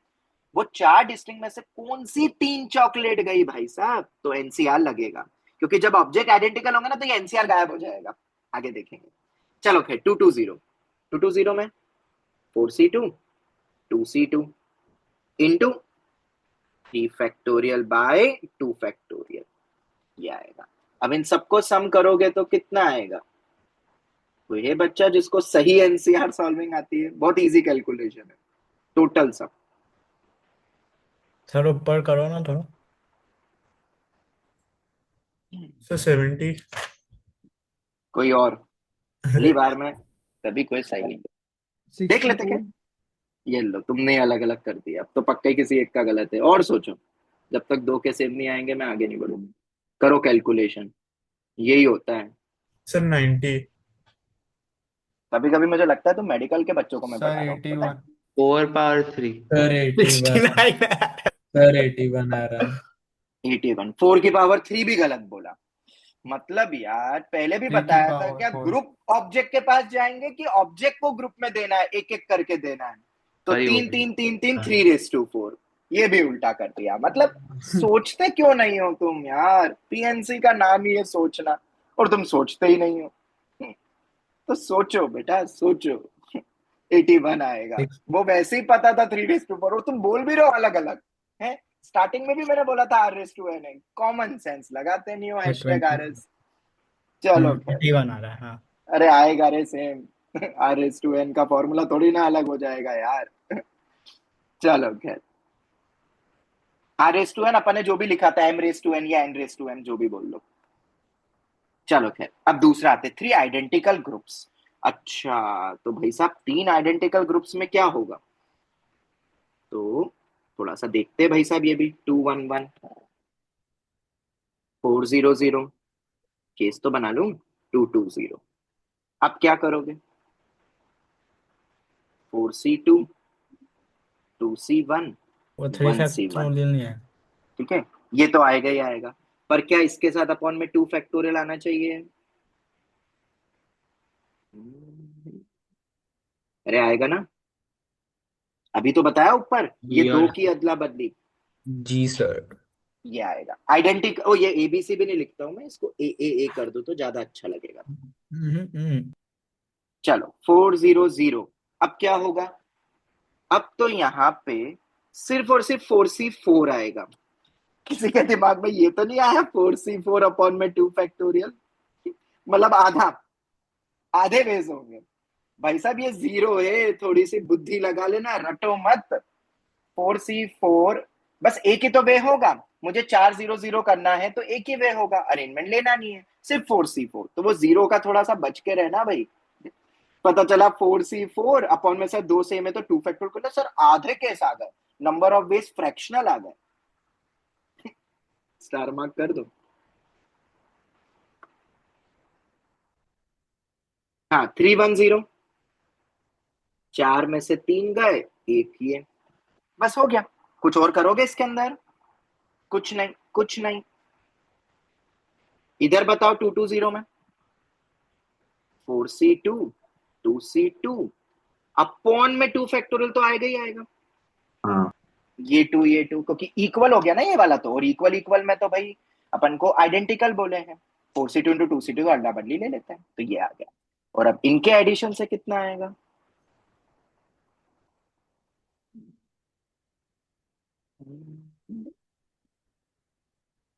कितना है? ये 27। जी कर लो, बाकी भी कर लो, एक बार में तो सही देना नहीं है आंसर। ये याद रखना, ये जेई के PYQ में आ चुका है, ये अभी 2-3 साल पहले। 14 है। तो 14। चलो 14। यस 40 14। 14। बाकी प्रैक्टिस करो भाई साहब, तुमने एनसीईआरटी नहीं करी है सॉल्व, एनसीईआर की सॉल्विंग में ही दिक्कत, और ये यार उसको तो R power N divide by R factorial नहीं बोल सकते? हो देखो, नहीं बोल सकते, जरा देखते हैं भाई आ रहा है कि नहीं आ रहा है। 81 नहीं डिवाइड बाय 3 फैक्टोरियल, हो नहीं आ रहा है, क्योंकि वो गलत है, क्योंकि वो सब केसेस अलग अलग में अलग अलग हो रहा है, किसी में लेना है नहीं लेना है ऑल, तो हम ऐसे ओवरऑल नहीं कर सकते। साफ बता रहा है ये कि नहीं कर सकते, केस काउंट करके देखो ना, कर सकते कि नहीं, तो नहीं कर सकते अपन डिवाइड, क्योंकि वो इक्वली डिवाइड नहीं हुए हैं कि मैं बस डायरेक्ट ओवरऑल में कर दूं। ठीक है, तो इसीलिए तो इंपॉर्टेंट है, और ये आईआईटी में आ गया है, क्योंकि मैं फॉर्मूला तुम्हें इसका तो जरूर दे दूंगा, पर इसका फॉर्मूला नहीं दूंगा, तो फिर क्या करोगे, तुम्हें केसेस काउंटिंग आने चाहिए। हर एक का फॉर्मूला नहीं होता है, क्योंकि कुछ के रहेंगे तो वो याद रखेंगे। चलो भाई ये हो गया। तो कितने केस हो गए अपने, देखा जाए तो क्वेश्चंस इतने तो कर लिए, केस कितने हुए, 5 केस हुए थे ना, छठा केस। अब 6 केस, अब क्या ले, सब हो गया डिस्टिंक्ट ऑब्जेक्ट्स को लेते हुए, तो अब किसकी बारी आएगी, आइडेंटिकल ऑब्जेक्ट्स। Identical objects. अब मेरे ऑब्जेक्ट्स आइडेंटिकल हो जाएंगे भाई साहब, और फिर से वही अलग अलग अलग एंड ऑल। तो इसमें ना मैं ज्यादा नहीं बनाऊंगा, मैं एक ही क्वेश्चन में सब टाइप के सिनेरियो तो मैं समझा दूंगा, इसके भी डायरेक्ट फॉर्मूले रहेंगे 6 केस के भी। Identical objects with distinct groups. तो अब बताओ सबसे बड़ा मेजर चेंज क्या आया इस वैरायटी में, इस एनसीआर केस यूज में। नहीं कर सकते। एनसीआर सर यूज ही एक नहीं करना, डिस्ट्रीब्यूशन का एक ही वो होगा। मतलब जैसे मान लो मैंने 4 एक एक करे डिवाइड 6 में से, ऐसे समझ लो, तो क्या 64 करने की जरूरत है, कौन से 4 गए, नहीं भाई साहब, सब एक टाइप की चॉकलेट है आइडेंटिकल, तो तुम्हें 64 नहीं करना है। तुम दिमाग लगाओ, तुम्हारे सामने 5 आइडेंटिकल ऑब्जेक्ट्स है, मैं मिटा दूंगा तो समझ लो, 5 आइडेंटिकल ऑब्जेक्ट्स है, ठीक है, उसमें से 3 लेकर आना है, मतलब तुम्हें, तुम्हारे घर पे कोई एक काम करने वाला, मान लो छोटू, या तुम भी कर सकते हो, या तुम में से कोई एक छोटू है ऐसे समझ लो, छोटू को बोला तुमने, छोटू 5 जो रखी ना चॉकलेट्स, ठीक है, वो दूसरे कमरे में उसमें से 3 उठा ला, तो वो 3 उठा के ले आएगा भागते हुए, ठीक है, आ गया, बहुत बढ़िया। फिर तुम बोलोगे भाई साहब तुम ये रख कर आ जाओ छोटू, तुम दूसरे 3 लेकर आओ, ठीक है, फिर तुम क्या बोलोगे, ए भाई तू फिर से सेम ले आया, वो भले ही बोलेगा तुम्हें छोटू, क्योंकि छोटू को ज्यादा कुछ आता नहीं है, वो तो दूसरी 3 उठा के ले आएगा 5 में से, या जो भी 3 है, कि भाई मैं तो अलग लाया हूं, पर तुम क्या बोलोगे, वो सेम ही है, क्यों, क्योंकि तुम कोई से भी उठाओ 3 वो एक ही वे में आएगा, ठीक है, तो सिलेक्शन हमें नहीं करना है, सिलेक्शन का तो एक ही वे है। समझ में आ गया ना ये बेसिक हेडिंग का मतलब, बोलिए जनाब, यस सर। क्लियर है, ठीक है। इसका डायरेक्ट फॉर्मूला आएगा, वो डायरेक्ट फॉर्मूला मैं हैशटैग करके लिख लेता हूँ, आज टाइम मिलेगा तो आज थोड़ा बहुत बता दूंगा, वरना आगे देखेंगे। इंटीग्रल सॉल्यूशन, कुछ फॉर्मूले होते हैं, मैंने शायद तुम्हें बाइनोमियल में बताया गर्ल्स था, में याद था है, वैसे बताया था आपने। मैंने तुम्हें बोला था n+r-1 CR-1 ऐसा करके हम्म। फॉर्मूला डिस्टिंक्ट टर्म्स में, हाँ तो वो कनेक्ट होगा, मैं बताऊंगा मैंने तुम्हें, भी देखा है। ठीक है आगे। पर अभी के लिए तो अपन एक क्वेश्चन के थ्रू समझते हैं इसको भी, फॉर्मूला भी कैसे आया लॉजिकली भी तुम सोच सकते हो, एनसीआर का ये इंपॉर्टेंस होता है, पर अभी के लिए तुम एक सिनेरियो लो, अपन तो काउंटिंग से ही करेंगे अभी। इन how many ways HMW can 5 identical objects can be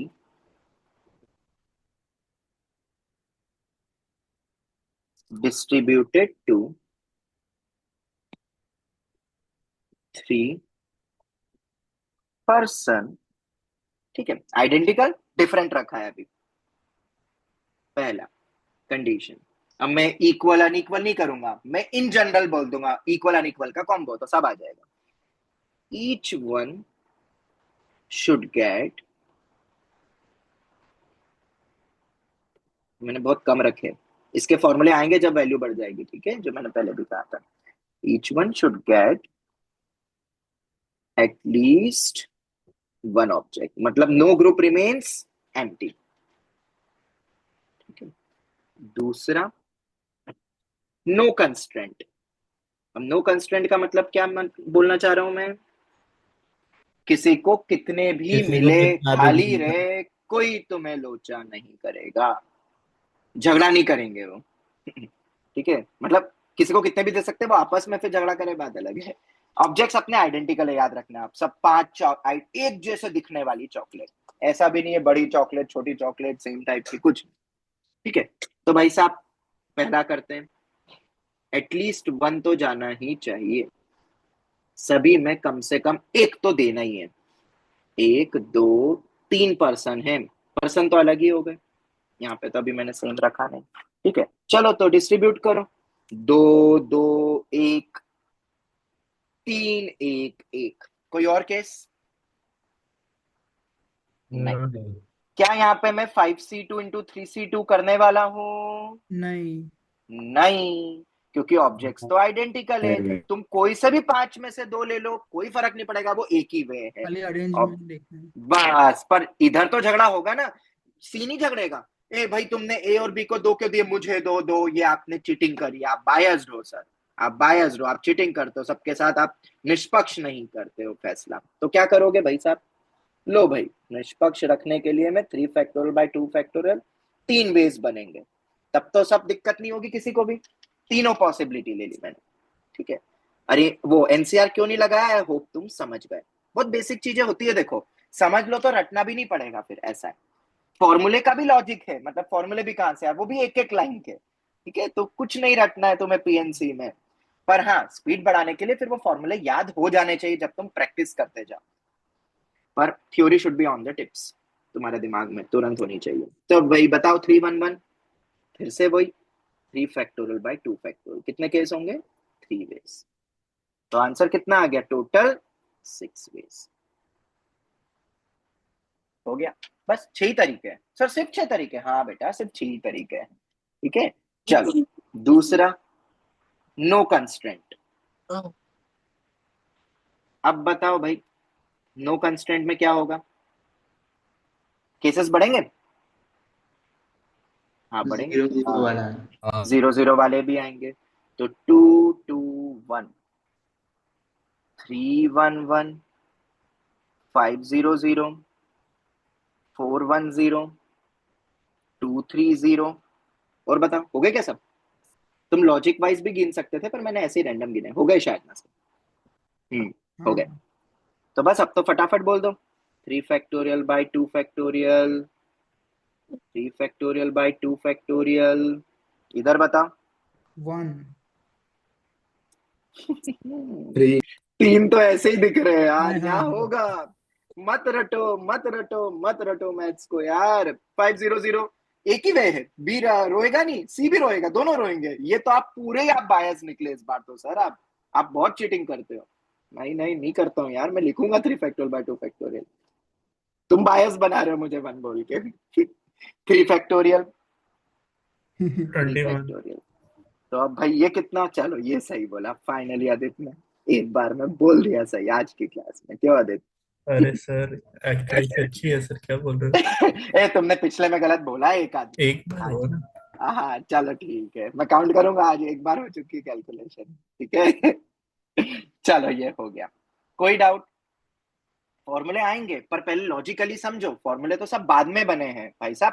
first time जब काउंटिंग शुरू हुई थी, जब हमने सोचा कि कितने तरीके बनेंगे, तो किसी बंदे ने ऐसे ही करा होगा फैक्टोरियल को पढ़ के। और फैक्टोरियल भी कुछ है ही नहीं, वो काउंटिंग को ही आसान कर रहा है। ठीक है, चलो तो इसमें अब तुमने हर टाइप का देख ही लिया है, तो अपन डायरेक्ट सेवंथ केस पर आएंगे अब। तो सेवंथ केस क्या बनेगा? फाइनली दोनों। आइडेंटिकल से आइडेंटिकल। और तुम्हें पता है इसका भी कुछ इसमें तो काउंटिंग करना है, वो मैं बताऊंगा। और बच्चों को लगता है इसमें कोई फॉर्मूला नहीं है, अरे हर क्योंकि एक केस का किताब एक में ही नहीं होगा दिया ना, है। हर एक केस का एक हाँ, ही होगा ना। मतलब काउंट करने पड़ेंगे कितने केस बने, वो मैं भी बताऊंगा एग्जांपल के थ्रू। पर तुम्हें पता है इस केस का भी एक सिनेरियो में फॉर्मूला बनता है, थोड़ा लंबा है पर बनता है। और पता है वो किसने दिया है फॉर्मूला, किसके नाम पर है वो फॉर्मूला? आपने। अरे नहीं रे, रामानुजम ने दिया है। मैं कहा दूंगा काउंटिंग करने के, रामानुजम ने उस समय दे दिया था, मतलब ऐसा है। और वो क्या है वो अपन बाद में देखेंगे जब फॉर्मूले इकट्ठे देखेंगे। और वो भी एक्चुअली क्या है, फॉर्मूले ना कुछ पर्टिकुलर केस के लिए होगा। इन जनरल बोलेंगे तो तुम्हें ऐसे ही काउंट करना है, कोई तरीका नहीं है। तो इसीलिए हमने पहले इन जनरल समझा, इन हाउ मेनी वेज। तो रामानुजम भाई साहब यहाँ आएंगे, यहाँ अलग अलग साइंटिस्ट आएंगे, अभी मैथमेटिशियन आएंगे, मतलब जब हम फॉर्मूले बनाएंगे. इन how many veg can 5 identical objects to distribute to 3 identical groups. Condition: no group remains empty. मतलब मिनिमम एक तो जाएगा ही जाएगा. दूसरा, ग्रुप में रिमेन्स एम्प्टी. तो मे का मतलब आई होप तुम समझ गए, हो भी सकते खाली, नहीं भी हो, वैसा है. ऐसा नहीं कि खाली रखना ही है, तो फिर बस वही वाले केस में जिसमें 0 रखोगे तुम. मे रिमेन्स एम्प्टी. ठीक है, ये क्वेश्चन है अपना. तो अब इसमें तो कोई झंझट ही नहीं है, ना झगड़ा होगा ना तुम्हें सिलेक्शन का झंझट है, पर काउंटिंग तो करनी पड़ेगी भाई साहब. तो वो काउंटिंग अभी तो क्या बहुत छोटा दिया हुआ है.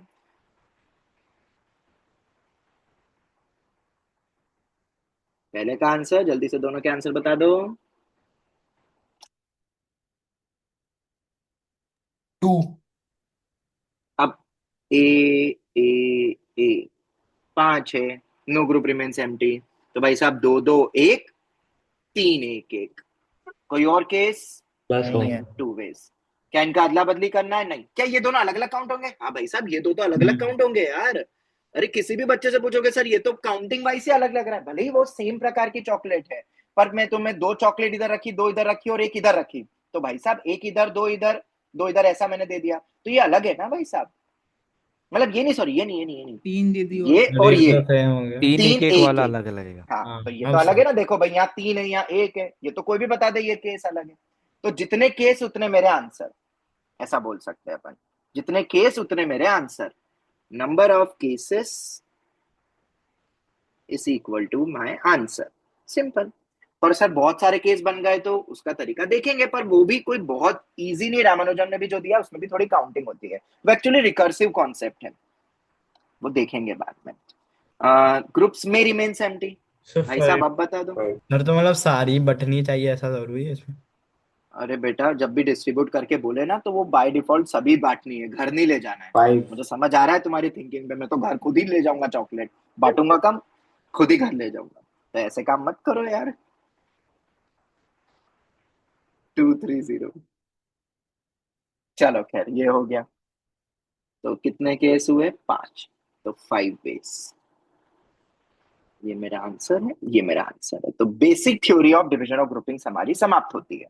तो अब इसके बाद आज की क्लास का लास्ट पार्ट आता है अब अपना, और वो है इनके डायरेक्ट फॉर्मूले, जो कि बहुत इंपॉर्टेंट है, मजा आएगा.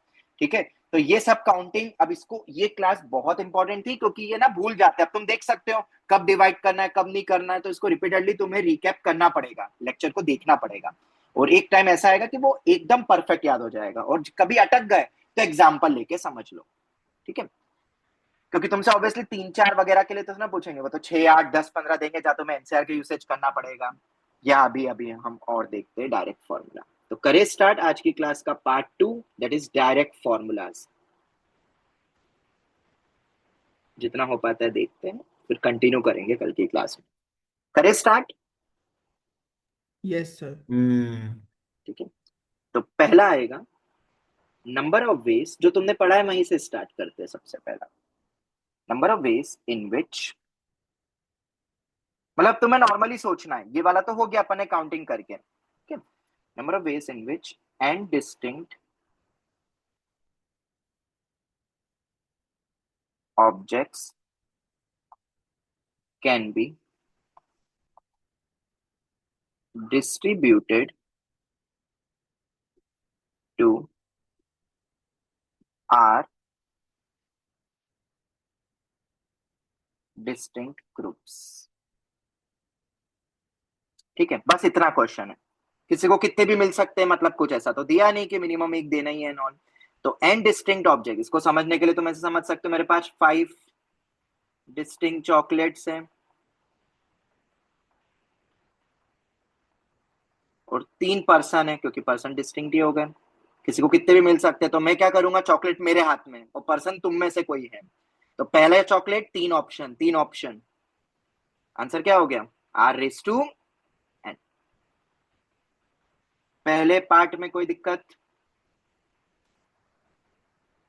बोलिए बोलिए बोलिए, ये अपन ने पहले भी पढ़ चुका था ये वाला केस। पहला पार्ट क्लियर है? Yes sir. चलो दूसरा, number of ways, Yes, sir. ठीक है, number of ways in which N distinct objects can be distributed to are distinct groups such that no group remains empty। अब क्या होगा भाई साहब, अब क्या करें, ये हमने देखा तो है ऊपर, याद करो वो जो मैंने बोला था आईआईटी तक में आ चुका है, 5 को 3 में देना है और मिनिमम 1 तो सबको मिलेगा ही मिलेगा। ये तो वैसा ही हो गया कुछ, -1 CR। बिल्कुल गलत जवाब जो भी तुम बोल रहे हो, ठीक है, क्योंकि तुम बस तुक्का मार रहे हो और तुक्के गलत ही होते हैं, ठीक है। तो क्या करेंगे इसके अंदर, तो समझो एक अच्छा एप्लीकेशन है, पता है किस चीज का एप्लीकेशन है, पढ़ तो हमने लिया ही है, इसको ऐसा क्वेश्चन की तरह देखो तो हमने पढ़ लिया है।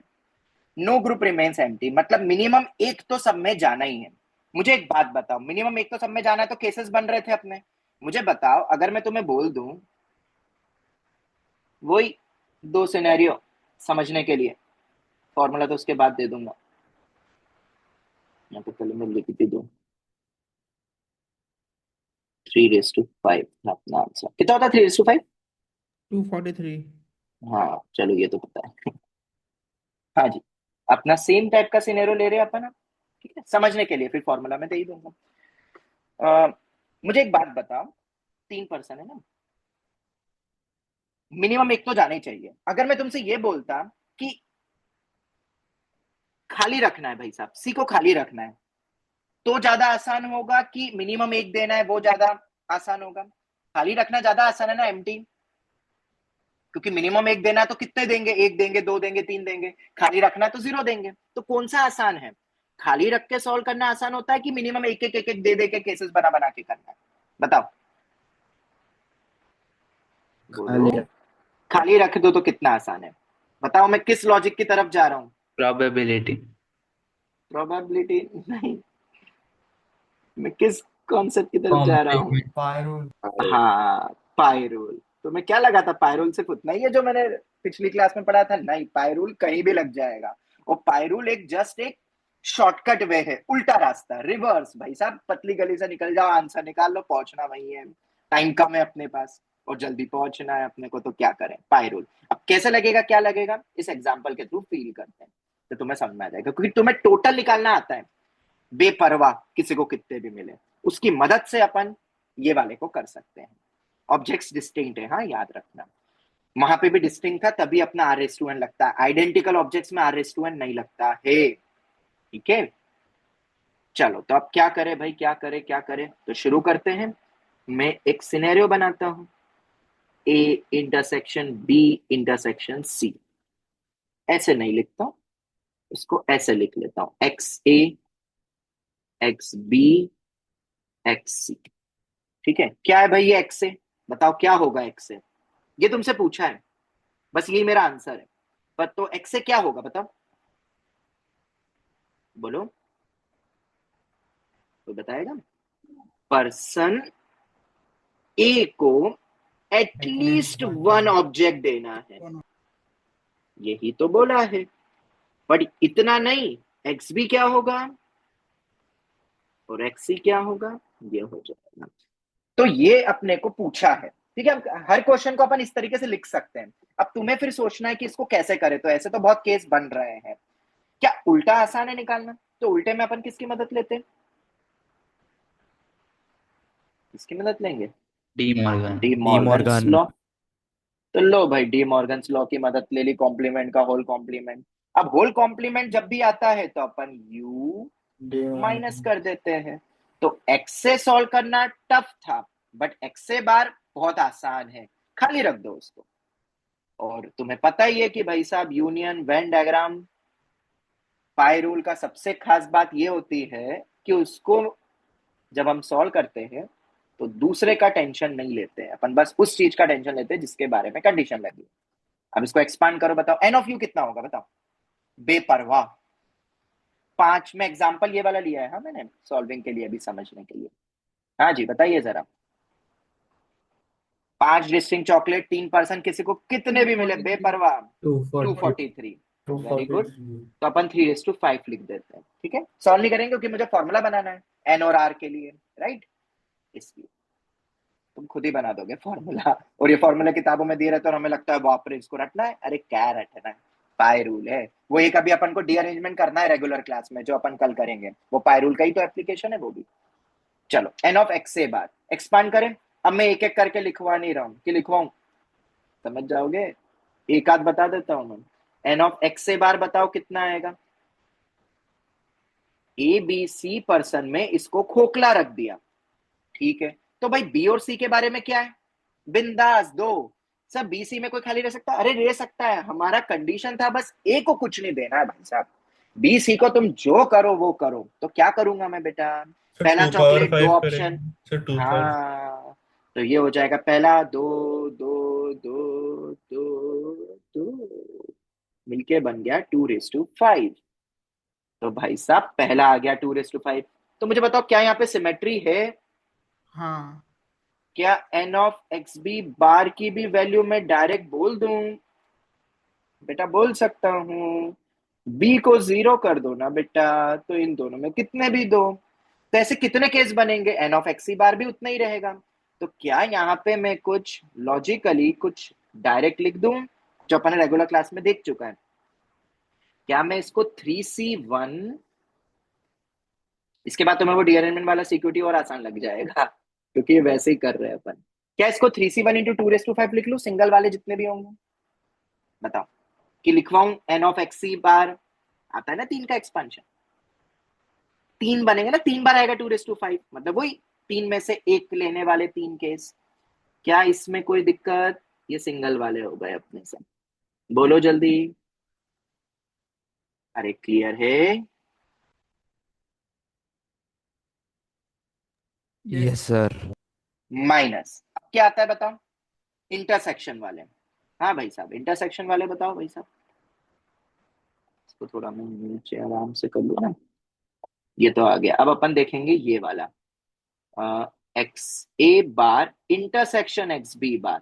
हाँ भाई इसके बारे में बताओ, इसका मतलब क्या है पहले तो ये बताओ। ए को भी ना मिले बी को भी ना मिले। भाई साहब ए भी खोखला बी भी खोखला, सी, अब सी के पास तो जाएंगे ही तो सब मिल जाएंगे, जाएगा, उसको भी उसको सब खोखला नहीं मिल रहेगा। जाएगा। पर इन जनरल अपने पास 2 खोखले हो गए। तो सी को कितने मतलब हर बार में दूंगा तो एक एक चॉकलेट, पहला चॉकलेट एक वे, दूसरा चॉकलेट एक वे, तीसरा चॉकलेट एक वे। भाई साहब 5। 1:5 ही होगा, हाँ मतलब 1 होगा। पर ये कितने केस बनेंगे, दो दो तीन वाले? तीन 5 नहीं, सॉरी तीन 3C2, तीन तो 3 दो 2 एट अ टाइम वाले लेने वाले, और सबकी वैल्यू सेम ही होगी। मैं अब सॉल्व कर करके थोड़ा ना बताऊंगा। पर into one formula raise to वो बन फाइव गया कंडेंस बन करके। गया, बन गया, हाँ, बिल्कुल बन गया। प्लस अरे वो समीशन के साथ बन चुका है। बिल्कुल बिल्कुल बिल्कुल 3 इंटू 0:5। आखिरी वाला कैसे है भाई साहब, तीनों को ही नहीं देना है तो 0 ऑप्शन पहला देने जाऊंगा chocolate, no option no option no option. I hope तुम समझ गए, वो है तो 0 ही, पर उस पैटर्न में लिखा है। और ये जो मिल रहा है ना, इसका भाई साहब फॉर्मूला बन चुका है। और 2 तरीके से फॉर्मूला बन गया है पता है, एक ऐसे देखो और एक ऐसे देखो। तो मैं दोनों तरीके से तुम्हें फॉर्मूला बताता हूँ जनरल टर्म लिख के, और ये इंपॉर्टेंट है। और अनमोल तुमने पूछा था ना E02 में जो है अनमोल, कि सर हाँ इसका कोई डायरेक्ट फॉर्मूला नहीं, इसका अच्छा कोई डायरेक्ट फॉर्मूला नहीं, ये खुद ही है, ये खुद ही है डायरेक्ट करने का तरीका। किसका? केस काउंटिंग का। इसको सॉल्व तो करना पड़ेगा अपन को, पाई रूल कैलकुलेशन डायरेक्ट नहीं करके देगा, बस पायरूल लिख डायरेक्ट देगा, वो केसेस को डाइल्यूट कर देता है। पायरूल बेसिकली केसेस को डाइल्यूट कर देता है, ये इंपॉर्टेंस है पायरूल का। तो भाई साहब देयरफॉर फॉर्मूला बनाना चाहोगे? सर आर ये पावर 3 एन वो बन गया, बिल्कुल, R r power raise N to n। Plus one अब पावर मैं आर। माइनस अंदर ले जा रहा हूँ, माइनस सर अंदर ले जा प्लस रहा हूँ कुछ। प्लस समेशन आई 1 से आर। ठीक है, मैं अभी पूरा एक्सपांड करके लिख रहा हूँ बेटा।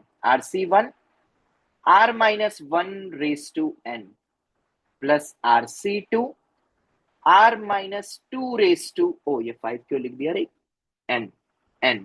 फिर क्या आएगा बताओ, अल्टरनेट चलता जाएगा, minus rc3 r minus 3 raise to n plus rc4 r minus 4 raise to n। कब तक जाएगा ये?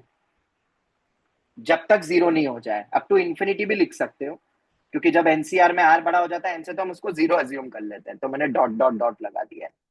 ये है मेरा डायरेक्ट फॉर्मूला, बहुत बार यूज हो चुका है। फंक्शंस में यूज करेंगे, नंबर ऑफ फंक्शंस की काउंटिंग में नेक्स्ट सेशन में देखते हैं तब किसको याद आता है। पाई रूल तो मैं कहीं भी लगा सकता हूँ, प्रोबेबिलिटी वगैरह में तो हम देखेंगे। ये आ गया, कोई डाउट? कैसे बना, समझ में आया? बोलो। नीचे करना सर। रिमेंबर तो and R power distinct N को ऑब्जेक्ट्स। भी वो समेशन के डेनोटर में फिट कर हाँ, सकते हैं। अब देखो, अब समेशन अपन ऐसे भी बना सकते हैं, पर मैं समेशन के लिए उल्टा बनाता हूँ। सीरीज उल्टी ज्यादा अच्छी है, बढ़ता जा रहा है ना टर्म्स, और एनसीआर को अपन एनसीएन माइनस आर लिख ही सकते हैं। तो मुझे एक बात बताओ, क्या इसी का एक फॉर्मूला और बन रहा है? देखो बनाते हैं अपन, आर रेस टू माइनस 1 की power n minus R NC N minus R R raise to N. और ये n माइनस आर नहीं पसंद आ रहा मुझे, इसको एनसीआर ही लिख देते हैं। क्या ऐसा कोई फॉर्मूला बनता है? रिवर्स देखो पूरी सीरीज को, हैशटैग रिवर्स ऑफ सीरीज की जनरल टर्म, बताओ बन रही है कि नहीं? रख के बताओ। देखो आर को कहां से शुरू करा बताओ, जीरो से रखना शुरू करा, ठीक है। तो जीरो से रखेंगे तो पहली टर्म क्या आएगी बताओ, माइनस 1 की पावर n।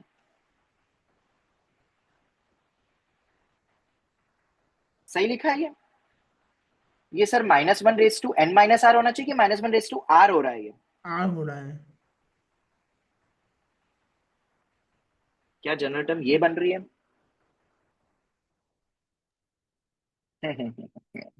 नहीं बेटा, सर वो आर यही के साथ बनेगी, भी कुछ n माइनस आर ही होगा। तुम उल्टा देख रहे हो, ये माइनस सब में गया ना।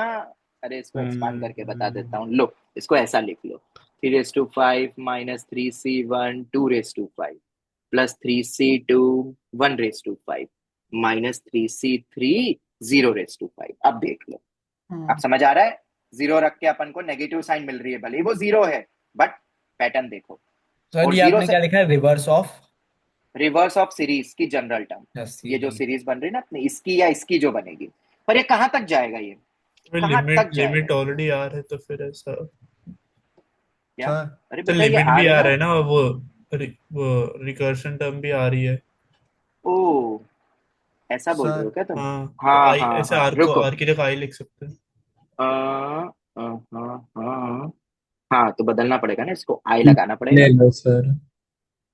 आई ले लूं? अब ठीक है, अब ठीक है, पर ये आई जाएगा कहां तक? आर तक। आर तक। क्या ये आर तक जाएगा कि एन तक जाएगा? अब ये भी देखो जरा,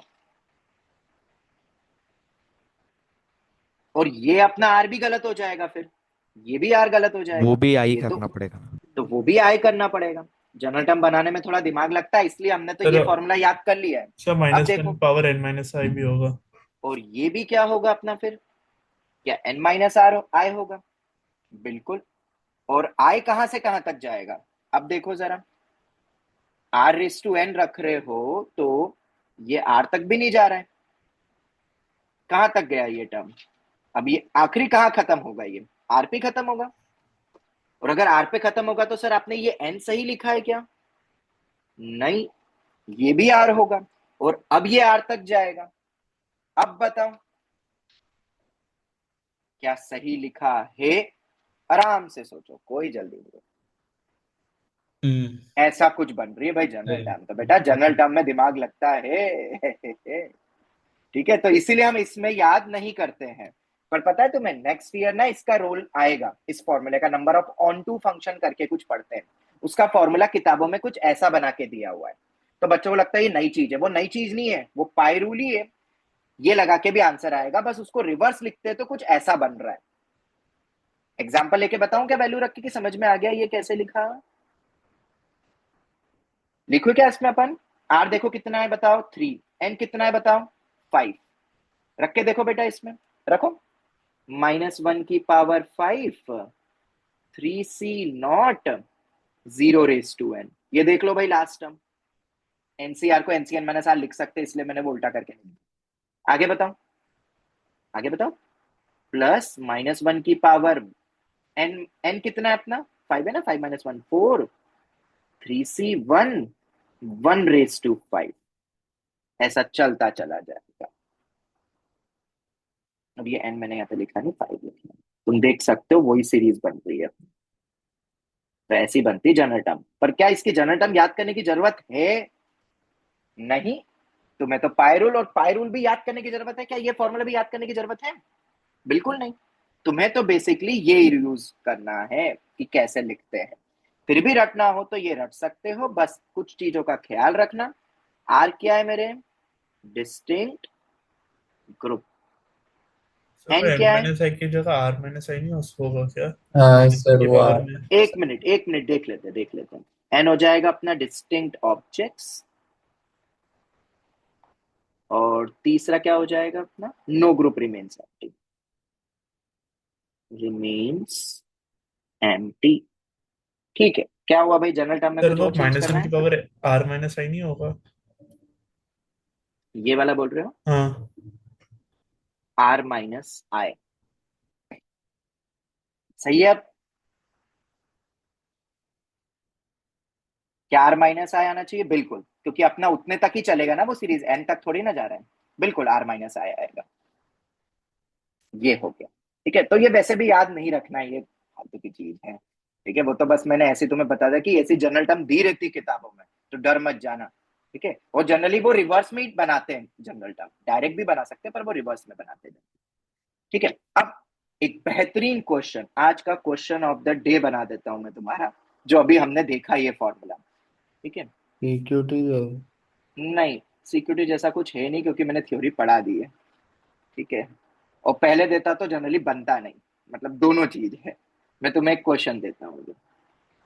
ठीक है, 10 raised to 10 minus 10c1 9 raised to 10 plus 10c2, the most important, मतलब मैं इसको बोल रहा हूँ question of the day. Okay, फिर से तुम देखोगे एक सीरीज की solving with the help of PNC.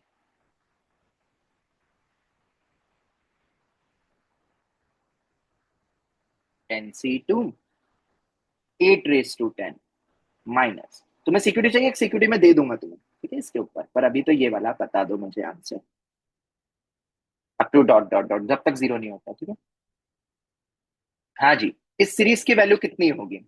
कोई बच्चा डायरेक्ट बता सकता है? सर अभी तो अब अनमोल बोलेगा सर आपने तो बोला था कि सर इसका कोई डायरेक्ट फॉर्मूला नहीं होता है, क्यों अनमोल? बोला था ना तुमने, मैंने बोला था ना अभी तुम्हें, पर इसका आंसर निकाल लूंगा मैं। यही तो मैजिक है भाई साहब, मेंटल एबिलिटी #RS PNC का। केस केस बना के नॉर्मल। मैं sir direct with in 1 second answer बोल दूंगा। हाँ कोई बोलेगा बोलो। ऊपर जो फॉर्मूला दिया अरे फॉर्मूला में वैल्यू पूछ रहा हूँ, फॉर्मूला तो है ही वो, सेम ही लिखा है मैंने। ठीक है, और एक सीरीज है ये, नॉर्मल बाइनोमियल सर सीरीज का एन की क्वेश्चन है। पावर आर दो के मिनट बराबर है। मुझे आंसर दो, मैं सिर्फ तुमसे आंसर पूछ रहा हूं, तो मुझे आंसर दो बेटा। और मैंने बोला 1 सेकंड में आंसर है, कितनी बड़ी हिंट दे दी मैंने तुम्हें। एक क्वेश्चन और लिख देता हूं तब तक,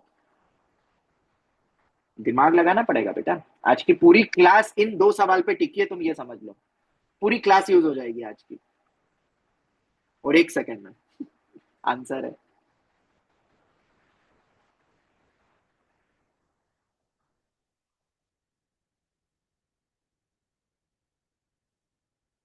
दो बेहतरीन सवाल मैंने अभी रैंडम बनाई है, ठीक है, इसलिए तो क्वेश्चन ऑफ द डे बोला। आईआईटी में आ सकते हैं क्योंकि मैंने बनाए हैं, तो आईआईटी में आ सकते हैं, तो आईआईटी एक्सपेक्टेड लिख देते, भूलना मत। हम्म, हम्म।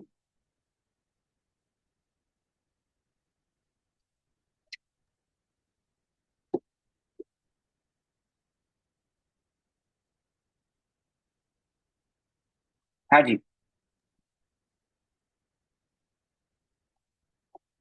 बताऊं, बताऊं? चलो बता देता हूँ। सर एक किसी को मिनट कभी और आंसर नहीं आया? सोचो थोड़ा ना, रटो मत मैथ्स को, पीएनसी है, सोचो, डायरेक्ट आंसर है इन दोनों क्वेश्चन के। पहले तो मैं पहले का पूछ रहा हूँ। सर पहले का 1 है। सर वन होगा, हाँ। गलत जवाब, नहीं गलत वन। जवाब, जीरो। सर 10। गलत। अरे तुम सब तुक्के मार रहे हो, छोड़ दो, मैं बता ही देता हूँ तो क्या है। पहले का आंसर है 10 फैक्टोरियल। ओ भाई साहब, सर इतनी खतरनाक का आंसर आपने 10 फैक्टोरियल बोल दिया। हाँ भाई साहब, 10 फैक्टोरियल बोल दिया। सर कैसे बोला? दूसरे का आंसर है 0। सर बिना सॉल्व करके 0 बोल दिया। हाँ 0 बोल दिया, कैसे बोल दिया? सुनो, पहला सवाल, पहले सवाल को तुम अगर ध्यान से नोटिस करो तो n is 10, r is also 10, ये समझ आता है? अरे यस। देखो ना बेटा, n ऑब्जेक्ट से डिस्टिंक्ट, r डिस्टिंक्ट ग्रुप से, such that no group remains empty. भाई साहब 1 2 3 4 5, एनसीईआरटी का पहला सवाल, ओ पहला सवाल। 1 2 3 4 5 6 7 8 9 10, 10 ऑब्जेक्ट है, 10 ग्रुप है, हाँ सर 10 है, किसी को वो भी खाली 10 नहीं रखना है। डिस्टिंक्ट होंगे तो 10 डिस्टिंक्ट फैक्टोरियल है, होगा, तो हाँ। पहले में अपने पास 10 ऑप्शन, 9 ऑप्शन, 8 ऑप्शन, 7 ऑप्शन, 6 5 4 3 2 1। समझ आया? नो ग्रुप रिमेन्स एम्प्टी की कंडीशन लगी, अभी ऊपर लिखा भी, बस तुम्हें सोचना था वो इक्वेशन सिनेरियो पीएनसी में बस। ओ नो ग्रुप रिमेन्स एम्प्टी लिखना है। ठीक है, क्लियर हो गया अब? पहली बारी तो थॉट, और वो थॉट भी क्या, मैंने तो सब कुछ बता दिया। अगर मैं तुम्हें नॉर्मली ये सवाल पूछता ना तुमसे, और फिर तुम्हें ये सोचना होता कि ये पाई रूल है और फिर ये उससे कनेक्ट होता, भाई साहब ये तब जबरा सीक्यूटी बनता। और वैसा ही जैसा कि टॉप 50 बच्चे ही सोच पाते हो, अगर ये जिसको ऊपर की थ्योरी नहीं पता है और जिसको डायरेक्ट ये बायनॉमियल वाइज सीरीज दे देता, ये टॉप 50 के बच्चे ही सोच सकते थे। बट अब ये तो यार टॉप 10,000 का कोई भी बच्चा सोच सकता था। क्यों? क्योंकि सब कुछ लिखा हुआ है, ऐसा है। तो अच्छा बताओ, दूसरे का आंसर 0 कैसे बोल दिया? तो एक सर कोई केस 10 को पॉसिबल ही 10 नहीं है और होगा। 5 ही लिए तो कैसे? हाँ, तो कोई दूसरा केस ही लॉजिक। पॉसिबल नहीं होगा क्योंकि ठीक है, ग्रुप्स तो कम है, थोड़ा, ऑब्जेक्ट्स है, बिल्कुल सही, ऑब्जेक्ट्स कम है। अब तो तुम समझ गए। अब तो क्या, वो पहली बार का ही खेल होता है बस। No group remains empty.